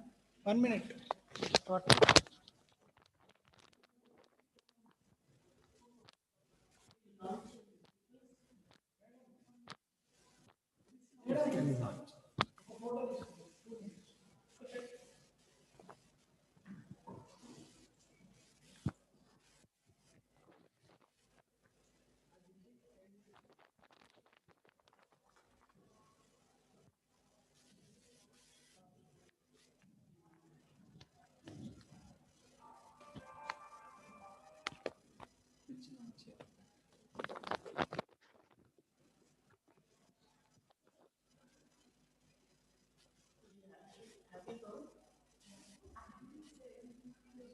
Initially, madam. Okay, thank you. Yeah, you told in the beginning, madam, regarding pitch. Live.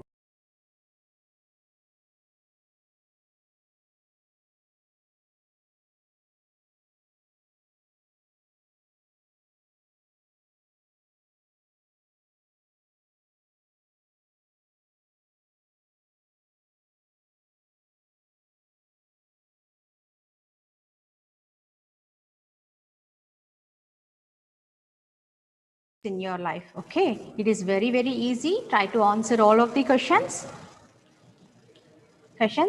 And part A is from the nanotechnology and part B from the real physics section. Okay, you're able to get the certificates after attending the interviews. I mean, after attending these college regular sessions. Okay. Thank you.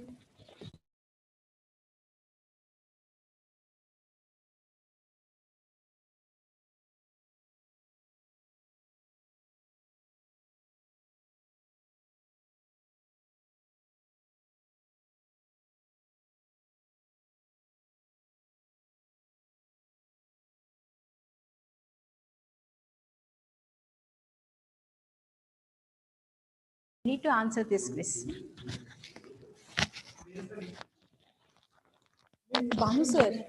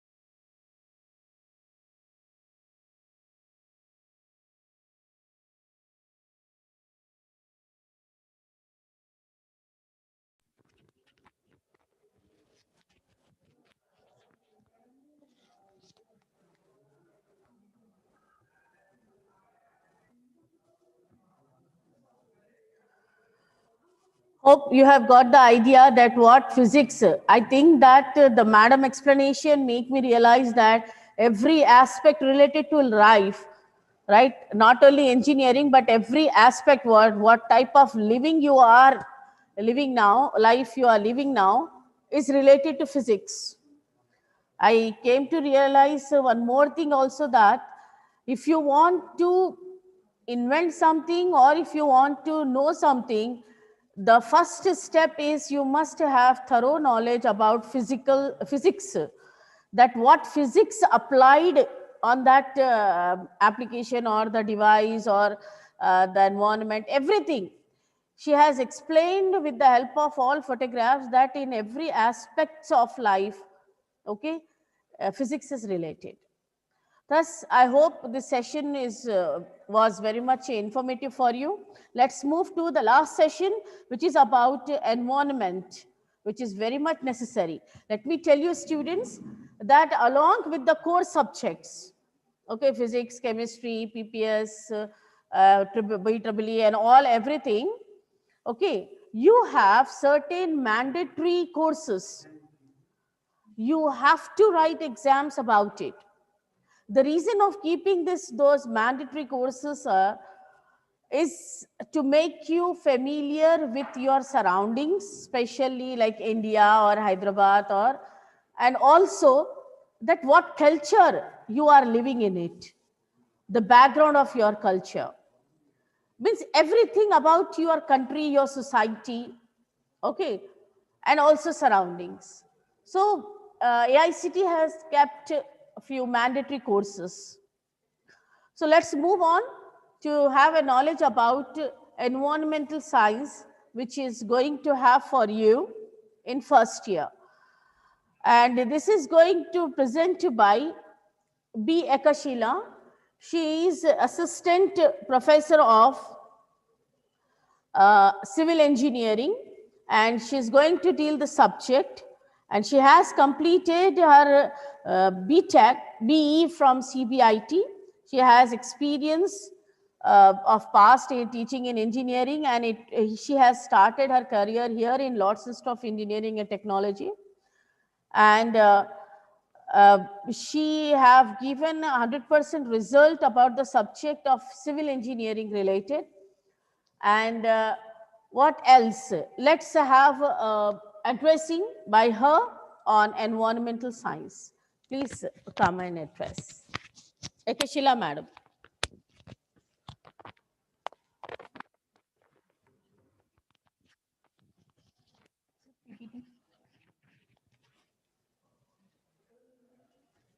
I have forwarded to your mail, sir.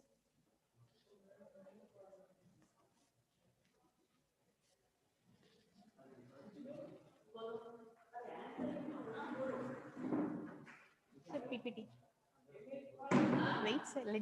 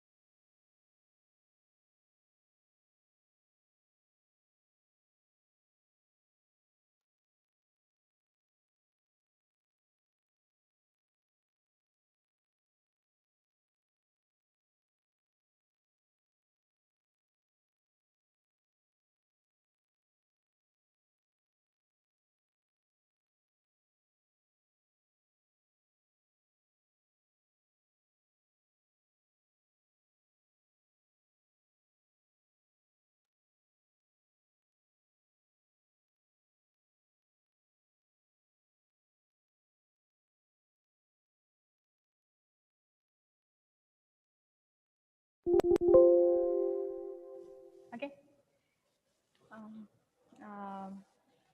Yeah. Good afternoon, students. Good afternoon to one and all. First of all, thank you for giving me this opportunity. Okay, fine. Uh,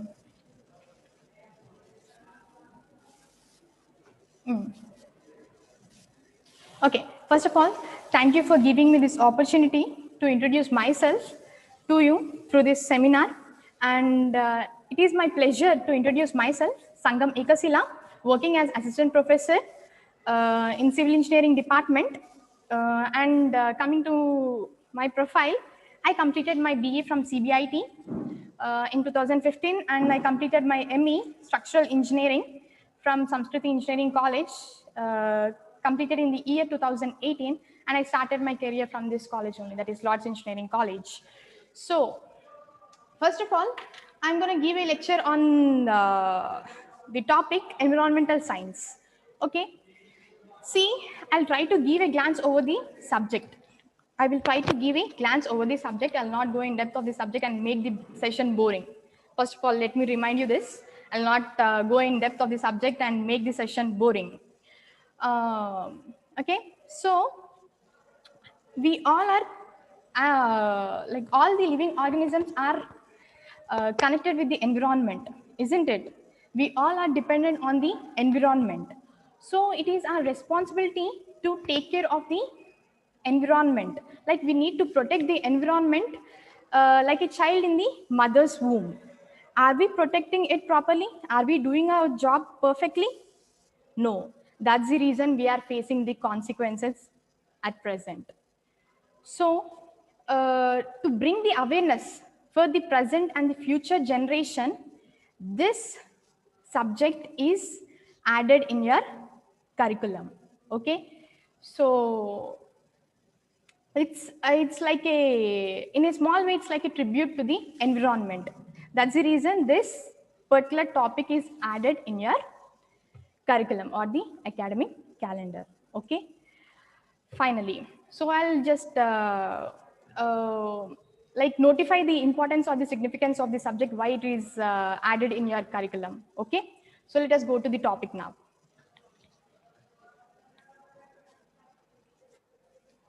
Okay, so here is the topic that I'm gonna deal with for today's session. Next, sir, next slides, koncham change.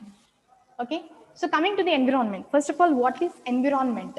So this word was derived from the French language. It seems environ is nothing but everything that surrounds us. Whatever the surrounding is there existing around us, that you call it as environment.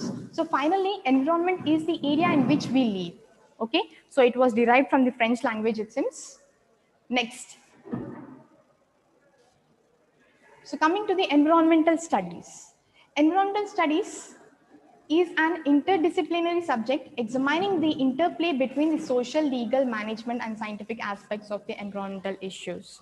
So in a single statement, if you want to define the environmental studies, is nothing but the complete research or the analysis that is done between the living and non-living organisms, how the energy is interlinked, how it is connected between the organisms that are existing on the Earth's surface. That entire study, you call it as environmental studies. Okay, like what are the issues that are raised, everything, the complete scenario, whatever you are studying about the organisms that are existing on the Earth's surface, that you call it as environmental studies. Okay, now next. Okay, so these are the areas where you can find the scope for the environmental science. Okay, so the first area is natural resources, their conservation and the management. So here is the area where you can find the good scope for the environmental science. Okay, next is the ecology and biodiversity.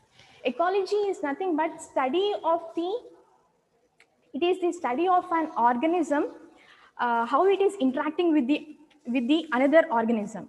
Okay, so ecology is nothing but the study of an organism, how it is interacting with the other one and their physical environment, that you call it as ecology. Okay, next, coming to the biodiversity, the different species, how they are forming the community and their living status and their habitat. That entire picture you call it as biodiversity. All the like n number of species are existing on the earth surface. So how they are forming a group and what is the habit of that group, how they are living, their living status, that entire scenario you call it as biodiversity. Okay, so in this space also you can find the scope for EVS. Okay, next is the environmental pollution and control. If you are thorough in this subject, you can go for the further step, that is environmental pollution and control.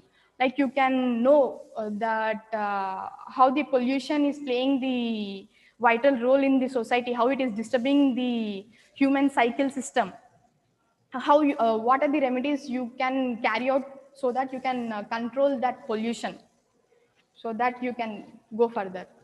Okay, next is the social issues in relation to the development and environment. So this is one more area. Next, final one is the human population and environment. So these are the 5 areas where you can find the scope for the EVS. Okay, next slide. Okay, now coming to the importance of environmental studies. Okay, why it is important? Why we have to learn this subject? Let us know some of the points related to the importance of environmental science or the studies. That is, environmental studies is useful in checking the environmental pollution and related solution. Just now I told you, if you are thorough in this subject, like if you study in detail about the environment, as we are not protecting it that properly, definitely we have to face the consequences in terms of like this pollution. So it is disturbing the human cycle, no? So that is how it is connected. Environmental studies is useful in checking the environmental pollution and related solution. You can find the solution also. Next, it helps in maintaining the ecological balance. Okay, it also helps in maintaining the ecological balance. Next, it helps to gain skills to assess the environmental impacts of human activities. Next, environmental studies will help to protect biodiversity. Okay, so it also helps to protect the biodiversity, it seems. Next, it gives us basic knowledge of environment and associated problems. So this is one more important point. Next, it helps to achieve sustainable development. Sustainable development is nothing but the desire of an individual. So if you are able to maintain this sustainable development, no individual will be forced to compromise in their desires. Minimum needs are required for every individual. So if you maintain this properly, so no individual will be forced to compromise in their desires, minimum needs. So that is one more important point. Next, it helps to educate people regarding their duties towards the protection of environment. Okay, the knowledge of environmental science will be applied to the study of agriculture. So if you are thorough in this subject, definitely you can apply this concept in the agriculture also, it seems. Okay, now next slide.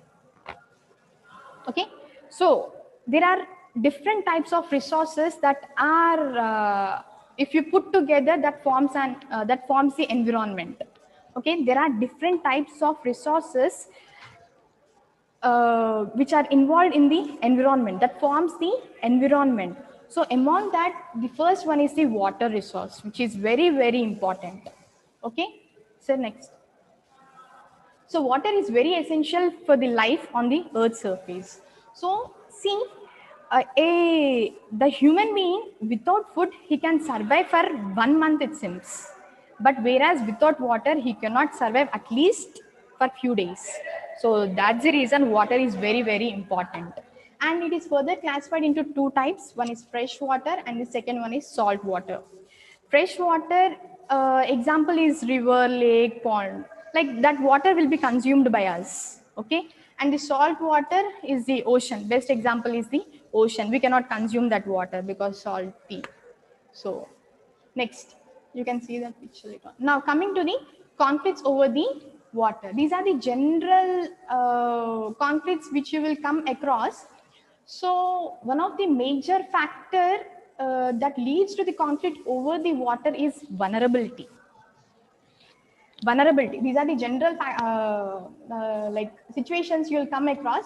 So the major factor which leads to the conflict over the water is the vulnerability. Vulnerability is nothing but state of living. Vulnerability is nothing but state of living. Nothing but, see, there is a source. From that source, the water is distributed to different localities. If the water is distributed based on the state of living, then definitely there raises conflict. Okay. See, if one locality, the water is supplied 24/7. For the another locality, the water is supplied once or twice in a week. So definitely there rises the conflict. So that's the reason vulnerability will contribute for the major factor which leads to the conflict over the water. Okay. So you can see the picture also how they are drawing the water from the well. So drought condition. See how the woman is taking the water. So that is one of the major factor which leads to the conflict over the water. Okay. Now next slide. So I have taken the present famous example related to the dam, that is Kaleshwaram lift irrigation project. So see, as I told you, there will be a source from where you will draw the water, you will take the water. So directly you cannot draw the water from that source, isn't it? Will you draw the water directly from the source? No, no. You need one barrage and the conduit which can pass the water to your destiny. So that barrage you call it as dam. Okay, that barrage you call it as dam. Wherever a dam is constructed, usually you will design the dam in such a way that the water will be allowed to flow under gravity. The water will be allowed to flow under gravity. But the beauty of this project is that for some certain distance, the water is lifted up. It is pumped and it is dropped at some certain place. From there, under gravity, the water is allowed to flow. That's the reason the name is given as Kaleshwaram Lift Irrigation Project. So to construct this project, the state is investing more than 80,000 crores. So it is not a small project. It is the second most largest multiple purpose irrigation project in the entire world. So the first one is in the American state, Colorado, I think so. So this is the second largest multi-purpose irrigation project. Okay. So this project is constructed on the Godavari River. And the motto of this project is that, the main motto of this project is that, see, you can see this figure, the birthplace, like as I told you, this project is constructed on Godavari River. This is the Telangana map. So the Godavari river will start flowing from Maharashtra, Nasik. Birthplace is Nasik, and it will flow almost around, it will cover the 10 districts of our state, and finally it merges into the Bay of Bengal. So as it is covering around 10 districts of our state, no, 71% of catchment area is existing in our state. Catchment area where the water is available. Okay, Godavari River catchment area is 71% in our state only. But in that 71%, we are utilizing only 29% of catchment area. The rest of the water is unnecessarily wasted. It is dumped into the Bay of Bengal, or it is merging in the Bay of Bengal Ocean. So which is not required. That's the reason, to reduce the wastage, this project have come into picture. Okay, that is the main motto of this project. So that if you complete this project, it can be used for the multi-purpose, for the irrigation, for the domestic usage, for the industry purpose, and so on. Okay, so you can see the salient features of this project. So gravity canal, see, it is a very big project. The gravity canal, it is of length 1531 kilometers. So next, tunnel routes is of distance how much? 203 kilometers. Do you know the dia of the tunnel is 10 meters? Like if you want me to give you a practical example, to assume that how big that tunnel is, usually the height of a building, one floor height of a building is 3 meters. So 10 meters means almost 3.5 floor building height the tunnel is designed. So it is that much big project. So 98 kilometers pressure mains, delivery mains. Next is 20 lifts. As I told you, it's a lift irrigation project. So the water is lifted up. Next 20 lifts are there and 19 pump houses. Finally, it is making use of electricity. How much? 4992.47 megawatts. Okay, so these are the some salient features of this project. So yeah, it will be very useful once this project is completed. Definitely, it will be very useful to the state. Okay, next slide, sir. Okay, so you can see the pictures, how the pump house construction is done, how it is working, and newspaper advertisement related to the project. Okay, KCR, this Chief Minister of the state, is inaugurating the project. Okay, so next. Okay, as the dam is constructed, so definitely there will be some drawbacks with the dam related to the environment, isn't it? Environmental problems with dam. So here are the places. In these places, the dam is constructed. So each place is facing some environmental issue. Okay, so the first place is Yanks. I don't know how do you pronounce it, but I'm pronouncing it as Yanks, levees. So silt built up filled reservoirs. So usually a reservoir is a place which stores the water. If the reservoir is completely filled with the silt, suspended particles which cannot be dissolved in the water, that you call it as silt. If the reservoir is completely filled with the silt, then where the water will be stored? So that place is facing this issue, it seems. Okay, next is the Colombia. There also one dam is constructed. They are facing the fish migration disturbed, it seems. This is the issue they are facing. Next, Colorado, a dam in the Colorado, water temperature is decreasing, it seems. Next, again, one more environmental problem faced by the Colorado place is that water gets more saline. So the water is getting more saline, it seems. Next is the Brazil, water losses oxygen. Next, if the water is stagnant for a long period, so definitely waterborne diseases will arise. So mosquitoes, so and diseases will be arising. Okay. Next, water trap pollution, slow pollution, flushing, induced seismicity may occur. So as the dam is a heavy structure, if it is constructed on the ground surface, sometimes it may lead to the earthquake also. Okay. Next slide, sir. Okay, that's all about the water resource. As I told you, there are many types of resources which will form the environment. So now coming to the next resource is food resource. Okay, so next. Food resource, it is actually very useful to develop the metabolic energy. So it is nothing but natural or artificial produced material which are used as food to derive the metabolic energy are called food resource. Okay, food is the ultimate source of metabolic energy required for growth, body repair, body head balance, heat balance, daily activities.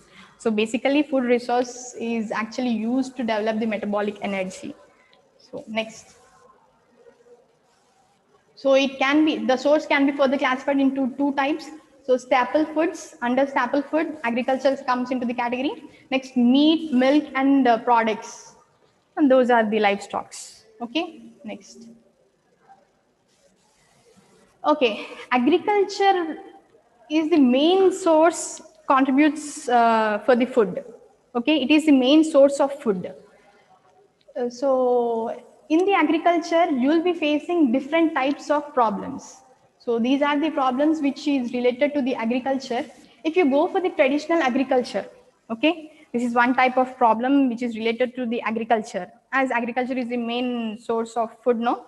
So these are the basic problems you will be facing related to the agriculture. The first one is that if you go for the traditional agriculture, deforestation due to slash and burn techniques. So see, you there in the picture you can see for the agriculture purpose you are cutting the trees, you are burning the trees. So it is against to the environment, isn't it? Global warming. So that is one Drawback. Next, the clearing of forest for new land area. For the cultivation, of course, definitely you will find a new area. That area, definitely you will be cutting the trees. So that is one more drawback. Depletion of nutrition. So as you are burning the land, the topmost layer of the soil will lose its fertility. As you are burning, no, so it will lose its nutrients. So that is one drawback when you go for the traditional agriculture. Next, coming to the second, fertilizers related problems. So this is also one more type of problem related to the agriculture only. Fertilizer. Fertility is nothing but the ability of the soil to grow the plants. The ability of the soil for growing the plants, that you call it as fertility. So the problems related to the fertility is NPK are essential macronutrients. So macro, large nutrients which are very essential for the soil, so that it boosts up the soil to grow the plants. N is nucleic acid, P is the protein. Okay. Next, highly used to get boost in the production. Next, they causes, if there is a deficiency in these nutrients, that leads to the micronutrient imbalance, it seems. Next, Punjab and Haryana soil suffers from this severe deficiency of zinc. So they have given one example also. These two states are severely suffering from this deficiency, it seems. Next, nitrate pollute groundwater concentration more than 25. So nitrate should not be existing in the ground surface, it seems. It will pollute the water. If it is exceeding more than 25 milligrams per liter, it causes blue baby syndrome. It's a kind of disease which you can see in the newborn baby. Okay, so eutrophication.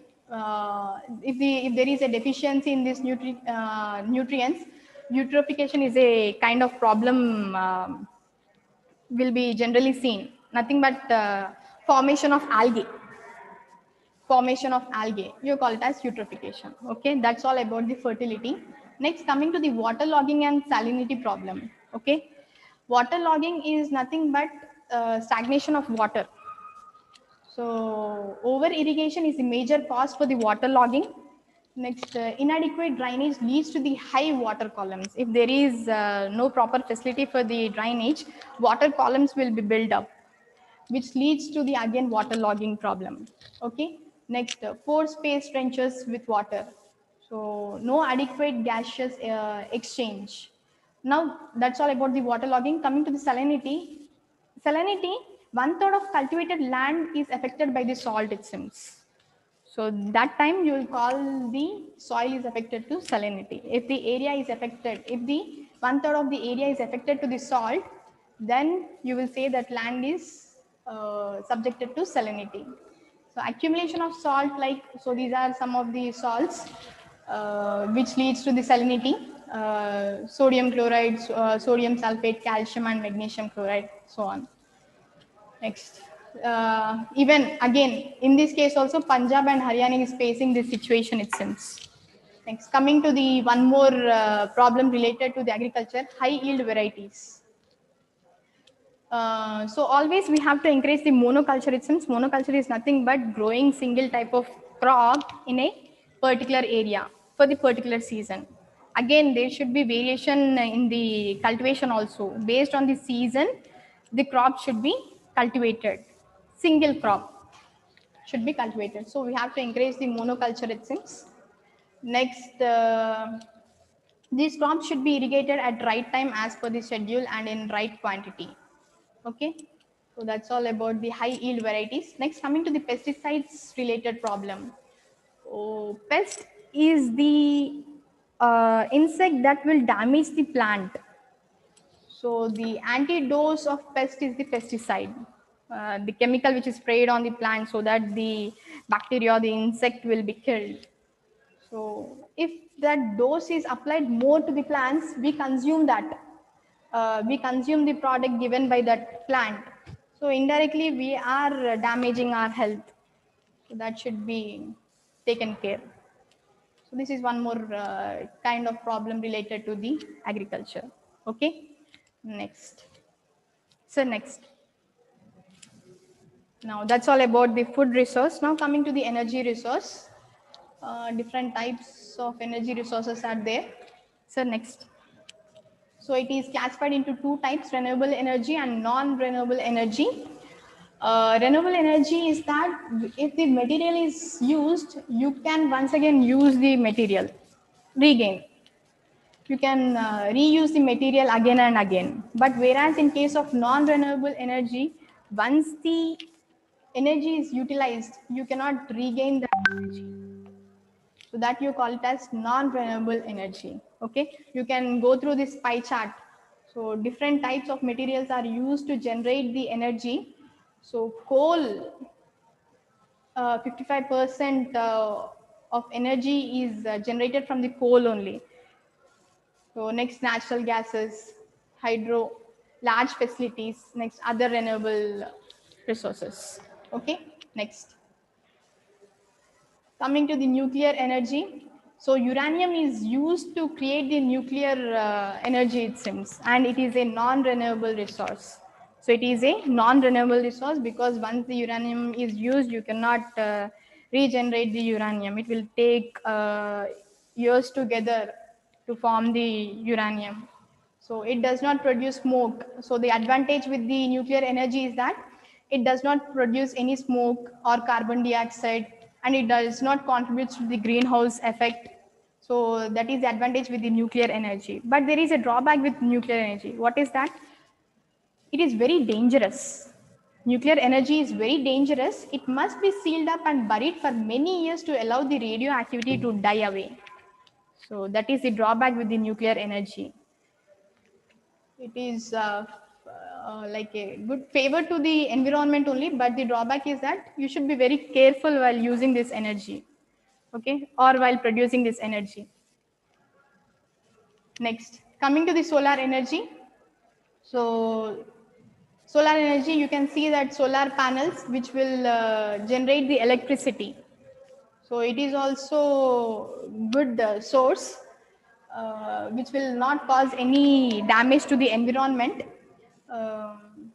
Next, but there is a drawback with that solar energy, that the climate should always support to produce the energy. Like only in the sunny day, it can produce the energy. During the nights, it will shut down. So that is the drawback with the solar energy. Next, wind power. Wind power, so basically, um, it is also a good source, but there is it will not damage the environment, but there is a drawback with this wind power. What is that? It is the wind is unpredictable. You cannot expect the more wind, at what time we'll be getting more wind, like twice. So it is unpredictable. So that is the drawback with the wind power. And moreover, this power stations are constructed in the coastal areas where the land is very expensive. So these are the two drawbacks related to the wind power. Okay, so next. So hydroelectricity, it is the cheaper one compared to the other resources.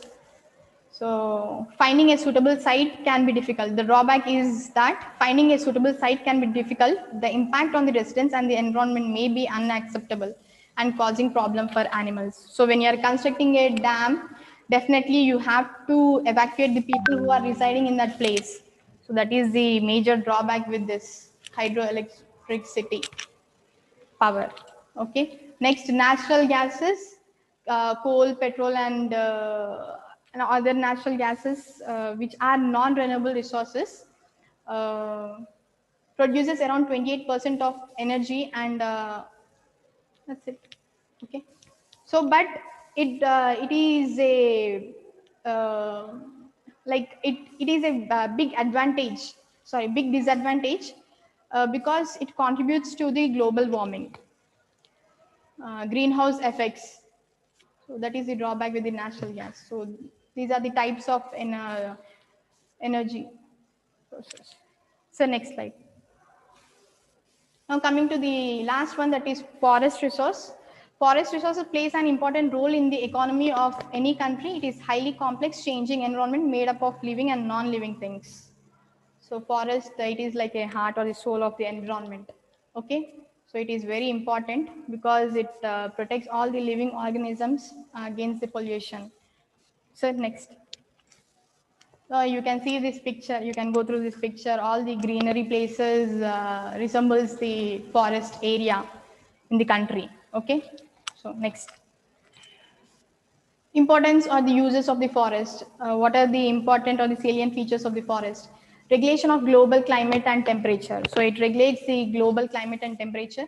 Reduction of global warming, so greenhouse effects. So that reduction. Next, production of oxygen. It produces the oxygen. Next, conservation of soil. Conservation of soil is nothing but it protects the soil from erosion. Erosion is nothing but removal of topmost layer of the soil, which is not good because in the topmost layer only all the nutrients will be present. If that layer is removed, then there exists nothing in the soil. So it protects the soil in that way. Okay. So improvement in fertility of soil. It improves the capacity of the soil also. Next, control of water flow. So catchment area, flow of water. Next, habitat to wildlife, absorption of soil, noise, absorption of air pollutants. So these are the importance or uses of forest. Okay, next. Coming to the deforestation, it is nothing but the permanent destruction of the forest. Okay, what is deforestation? It is the permanent destruction of the forest. The forest has exploited since early times for the human to meet human demands. So cutting of the trees, destructing the forest, you call it as deforestation. Okay, next. What are the causes of deforestation? What could be the reason for the deforestation? First is the population explosion. Sorry, population explosion. That is the primary factor which leads to the deforestation, and the rest of the points will you can consider as the secondary factors.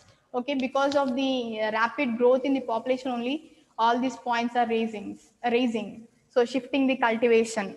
The cultivation is expanding day by day. Next, growing of food demand. As the population is increasing, definitely there will be a rapid growth in the food demand also. Next, firewood, raw materials for wood-based industries, infrastructure development. Yeah. Next is the forest fire, overgrazing, natural forces, thunderstorms likewise. Okay. Next, what could be the effect of deforestation? If the deforestation is carried out, what will be the impact? First is the soil erosion. So that is the major impact, soil erosion. Next is the expansion of desert. Next is decrease in rainfall, loss of fertile land, effect on climate. There is a huge effect on the climate, global warming. Next, lowering of water table, economic losses, loss of biodiversity. Finally is the environmental change. Okay, so these are the points related to the effect of deforestation. Okay, next. Till now we have discussed the types of resources which forms the environment. Okay, as we are not protecting these resources properly, definitely we have to face the consequences in the terms of disaster.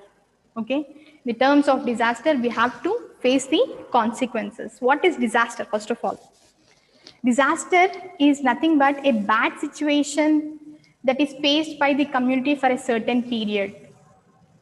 Disaster, this bad, aster is the star, bad star, or the bad situation that is faced by a community for a certain period. Because as we are not protecting the environment, no, so that's the reason we have to face this situation, disaster. So as we are facing this situation, we should even know how to manage this situation, isn't it? We cannot skip this situation, but at least we can, we should know how to manage this situation. So that is what you can see this picture. Earthquake occurred, how the houses are damaged, destructed. So one example. Next, present disaster. So I have taken the present scenario. At present, there is still it is going on, COVID-19. So COVID-19, it was initially an epidemic disease. Later on, it turned into a pandemic disease. So on the universe, there are 181 countries. So among 181 countries, this disease got spread to the almost 160 countries. So it literally like shivered entire universe. So this is one of the like it. You can connect this to the biological classification. Okay, next.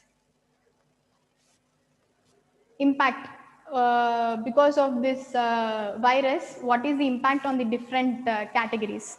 One is economy, sudden drop of economy.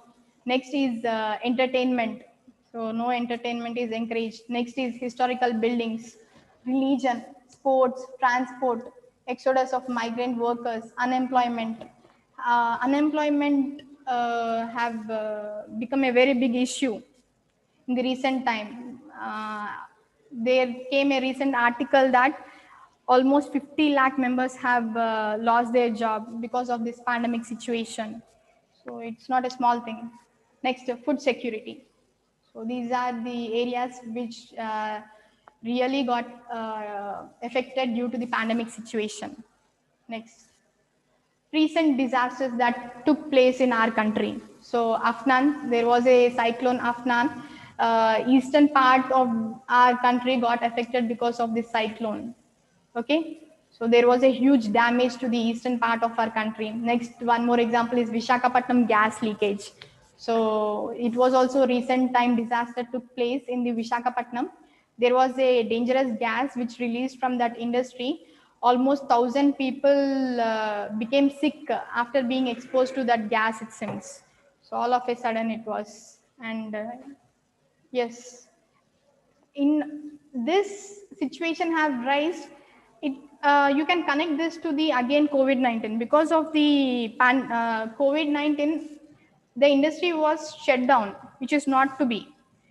Some industries will be running throughout the year. They have to run throughout the year, but because of that pandemic situation, they have shut down that industry, which is not to be.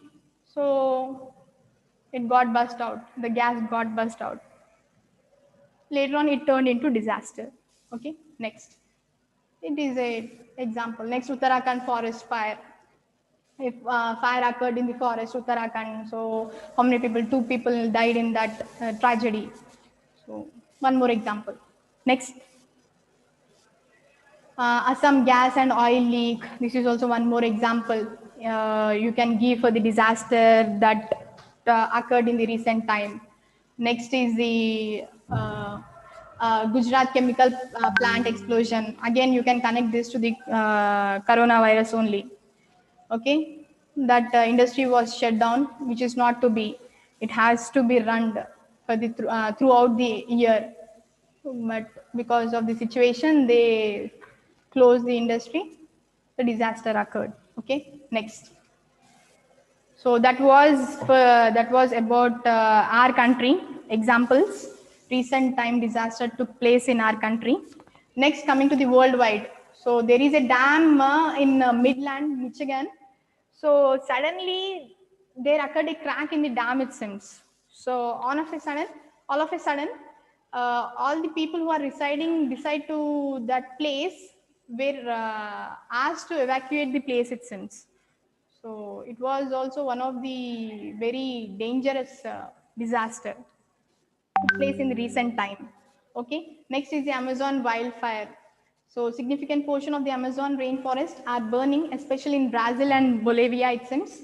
Next, both countries have experienced a large number of fires that exceeded the capacity of the community and even country to respond. So take place in dry season. In the month October, July to October, this disaster have took place, it seems. Hundreds of fires continued to burn in both the Brazil and Bolivia. So it is also one of the major issue. At present also it is going on. Next, not only the nature related disaster, but artificially also the disaster will take place. The example is this. Okay, US civil unrest. With the last week, the death of black men and women at the hand of police officer has once again been raised with the killing of George So he was killed by a policeman, it seems. That turned into a disaster. They started fighting that we are getting cheated by the government, we are getting injustice, so we want justice. Likewise, that turned into a disaster. Okay, so it is, you can consider that as an artificial disaster. Okay, next. So till now I have given you the examples related to the disaster. So finally, from this lecture, I would like to give you a message that save environment for future generation. Because if you save the environment, definitely you can give a good life to the future generation. So it is our responsibility to protect the environment, not to face the disaster, so that we will not face the disaster. Okay, so that is the main message of this topic. Okay, so next, any queries? Nothing. Finally, thank you. I'm done.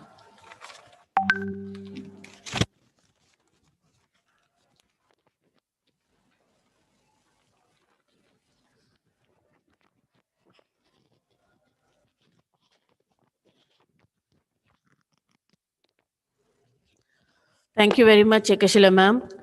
I hope you got that if you want to live, or you as an engineer or as any other professional, whether you adopt medicine or any other, first of all, we all are human being, and we must make our places stable to live comfortably. That is our home, the earth. So that's the reason AICT has kept this subject to you, so that you will take care of your home, the first home. Anyhow, I hope that out of this session, you people have got much knowledge, and more you will come to know during your course subjects, dealing, teaching, and all. I would like to conclude this session, today's session. Next to tomorrow, again, the subject will be on chemistry. And most probably the entire sessions will be on the chemistry, but we are waiting for the guest lecture, so possibility we may add one session on English. So hope everything will go tomorrow also same as of one slot for one subject. Okay, thank you very much for being with us. Please attend all sessions of this week. This week's all session concern to your subjects which you are going to deal in first year. Thank you very much.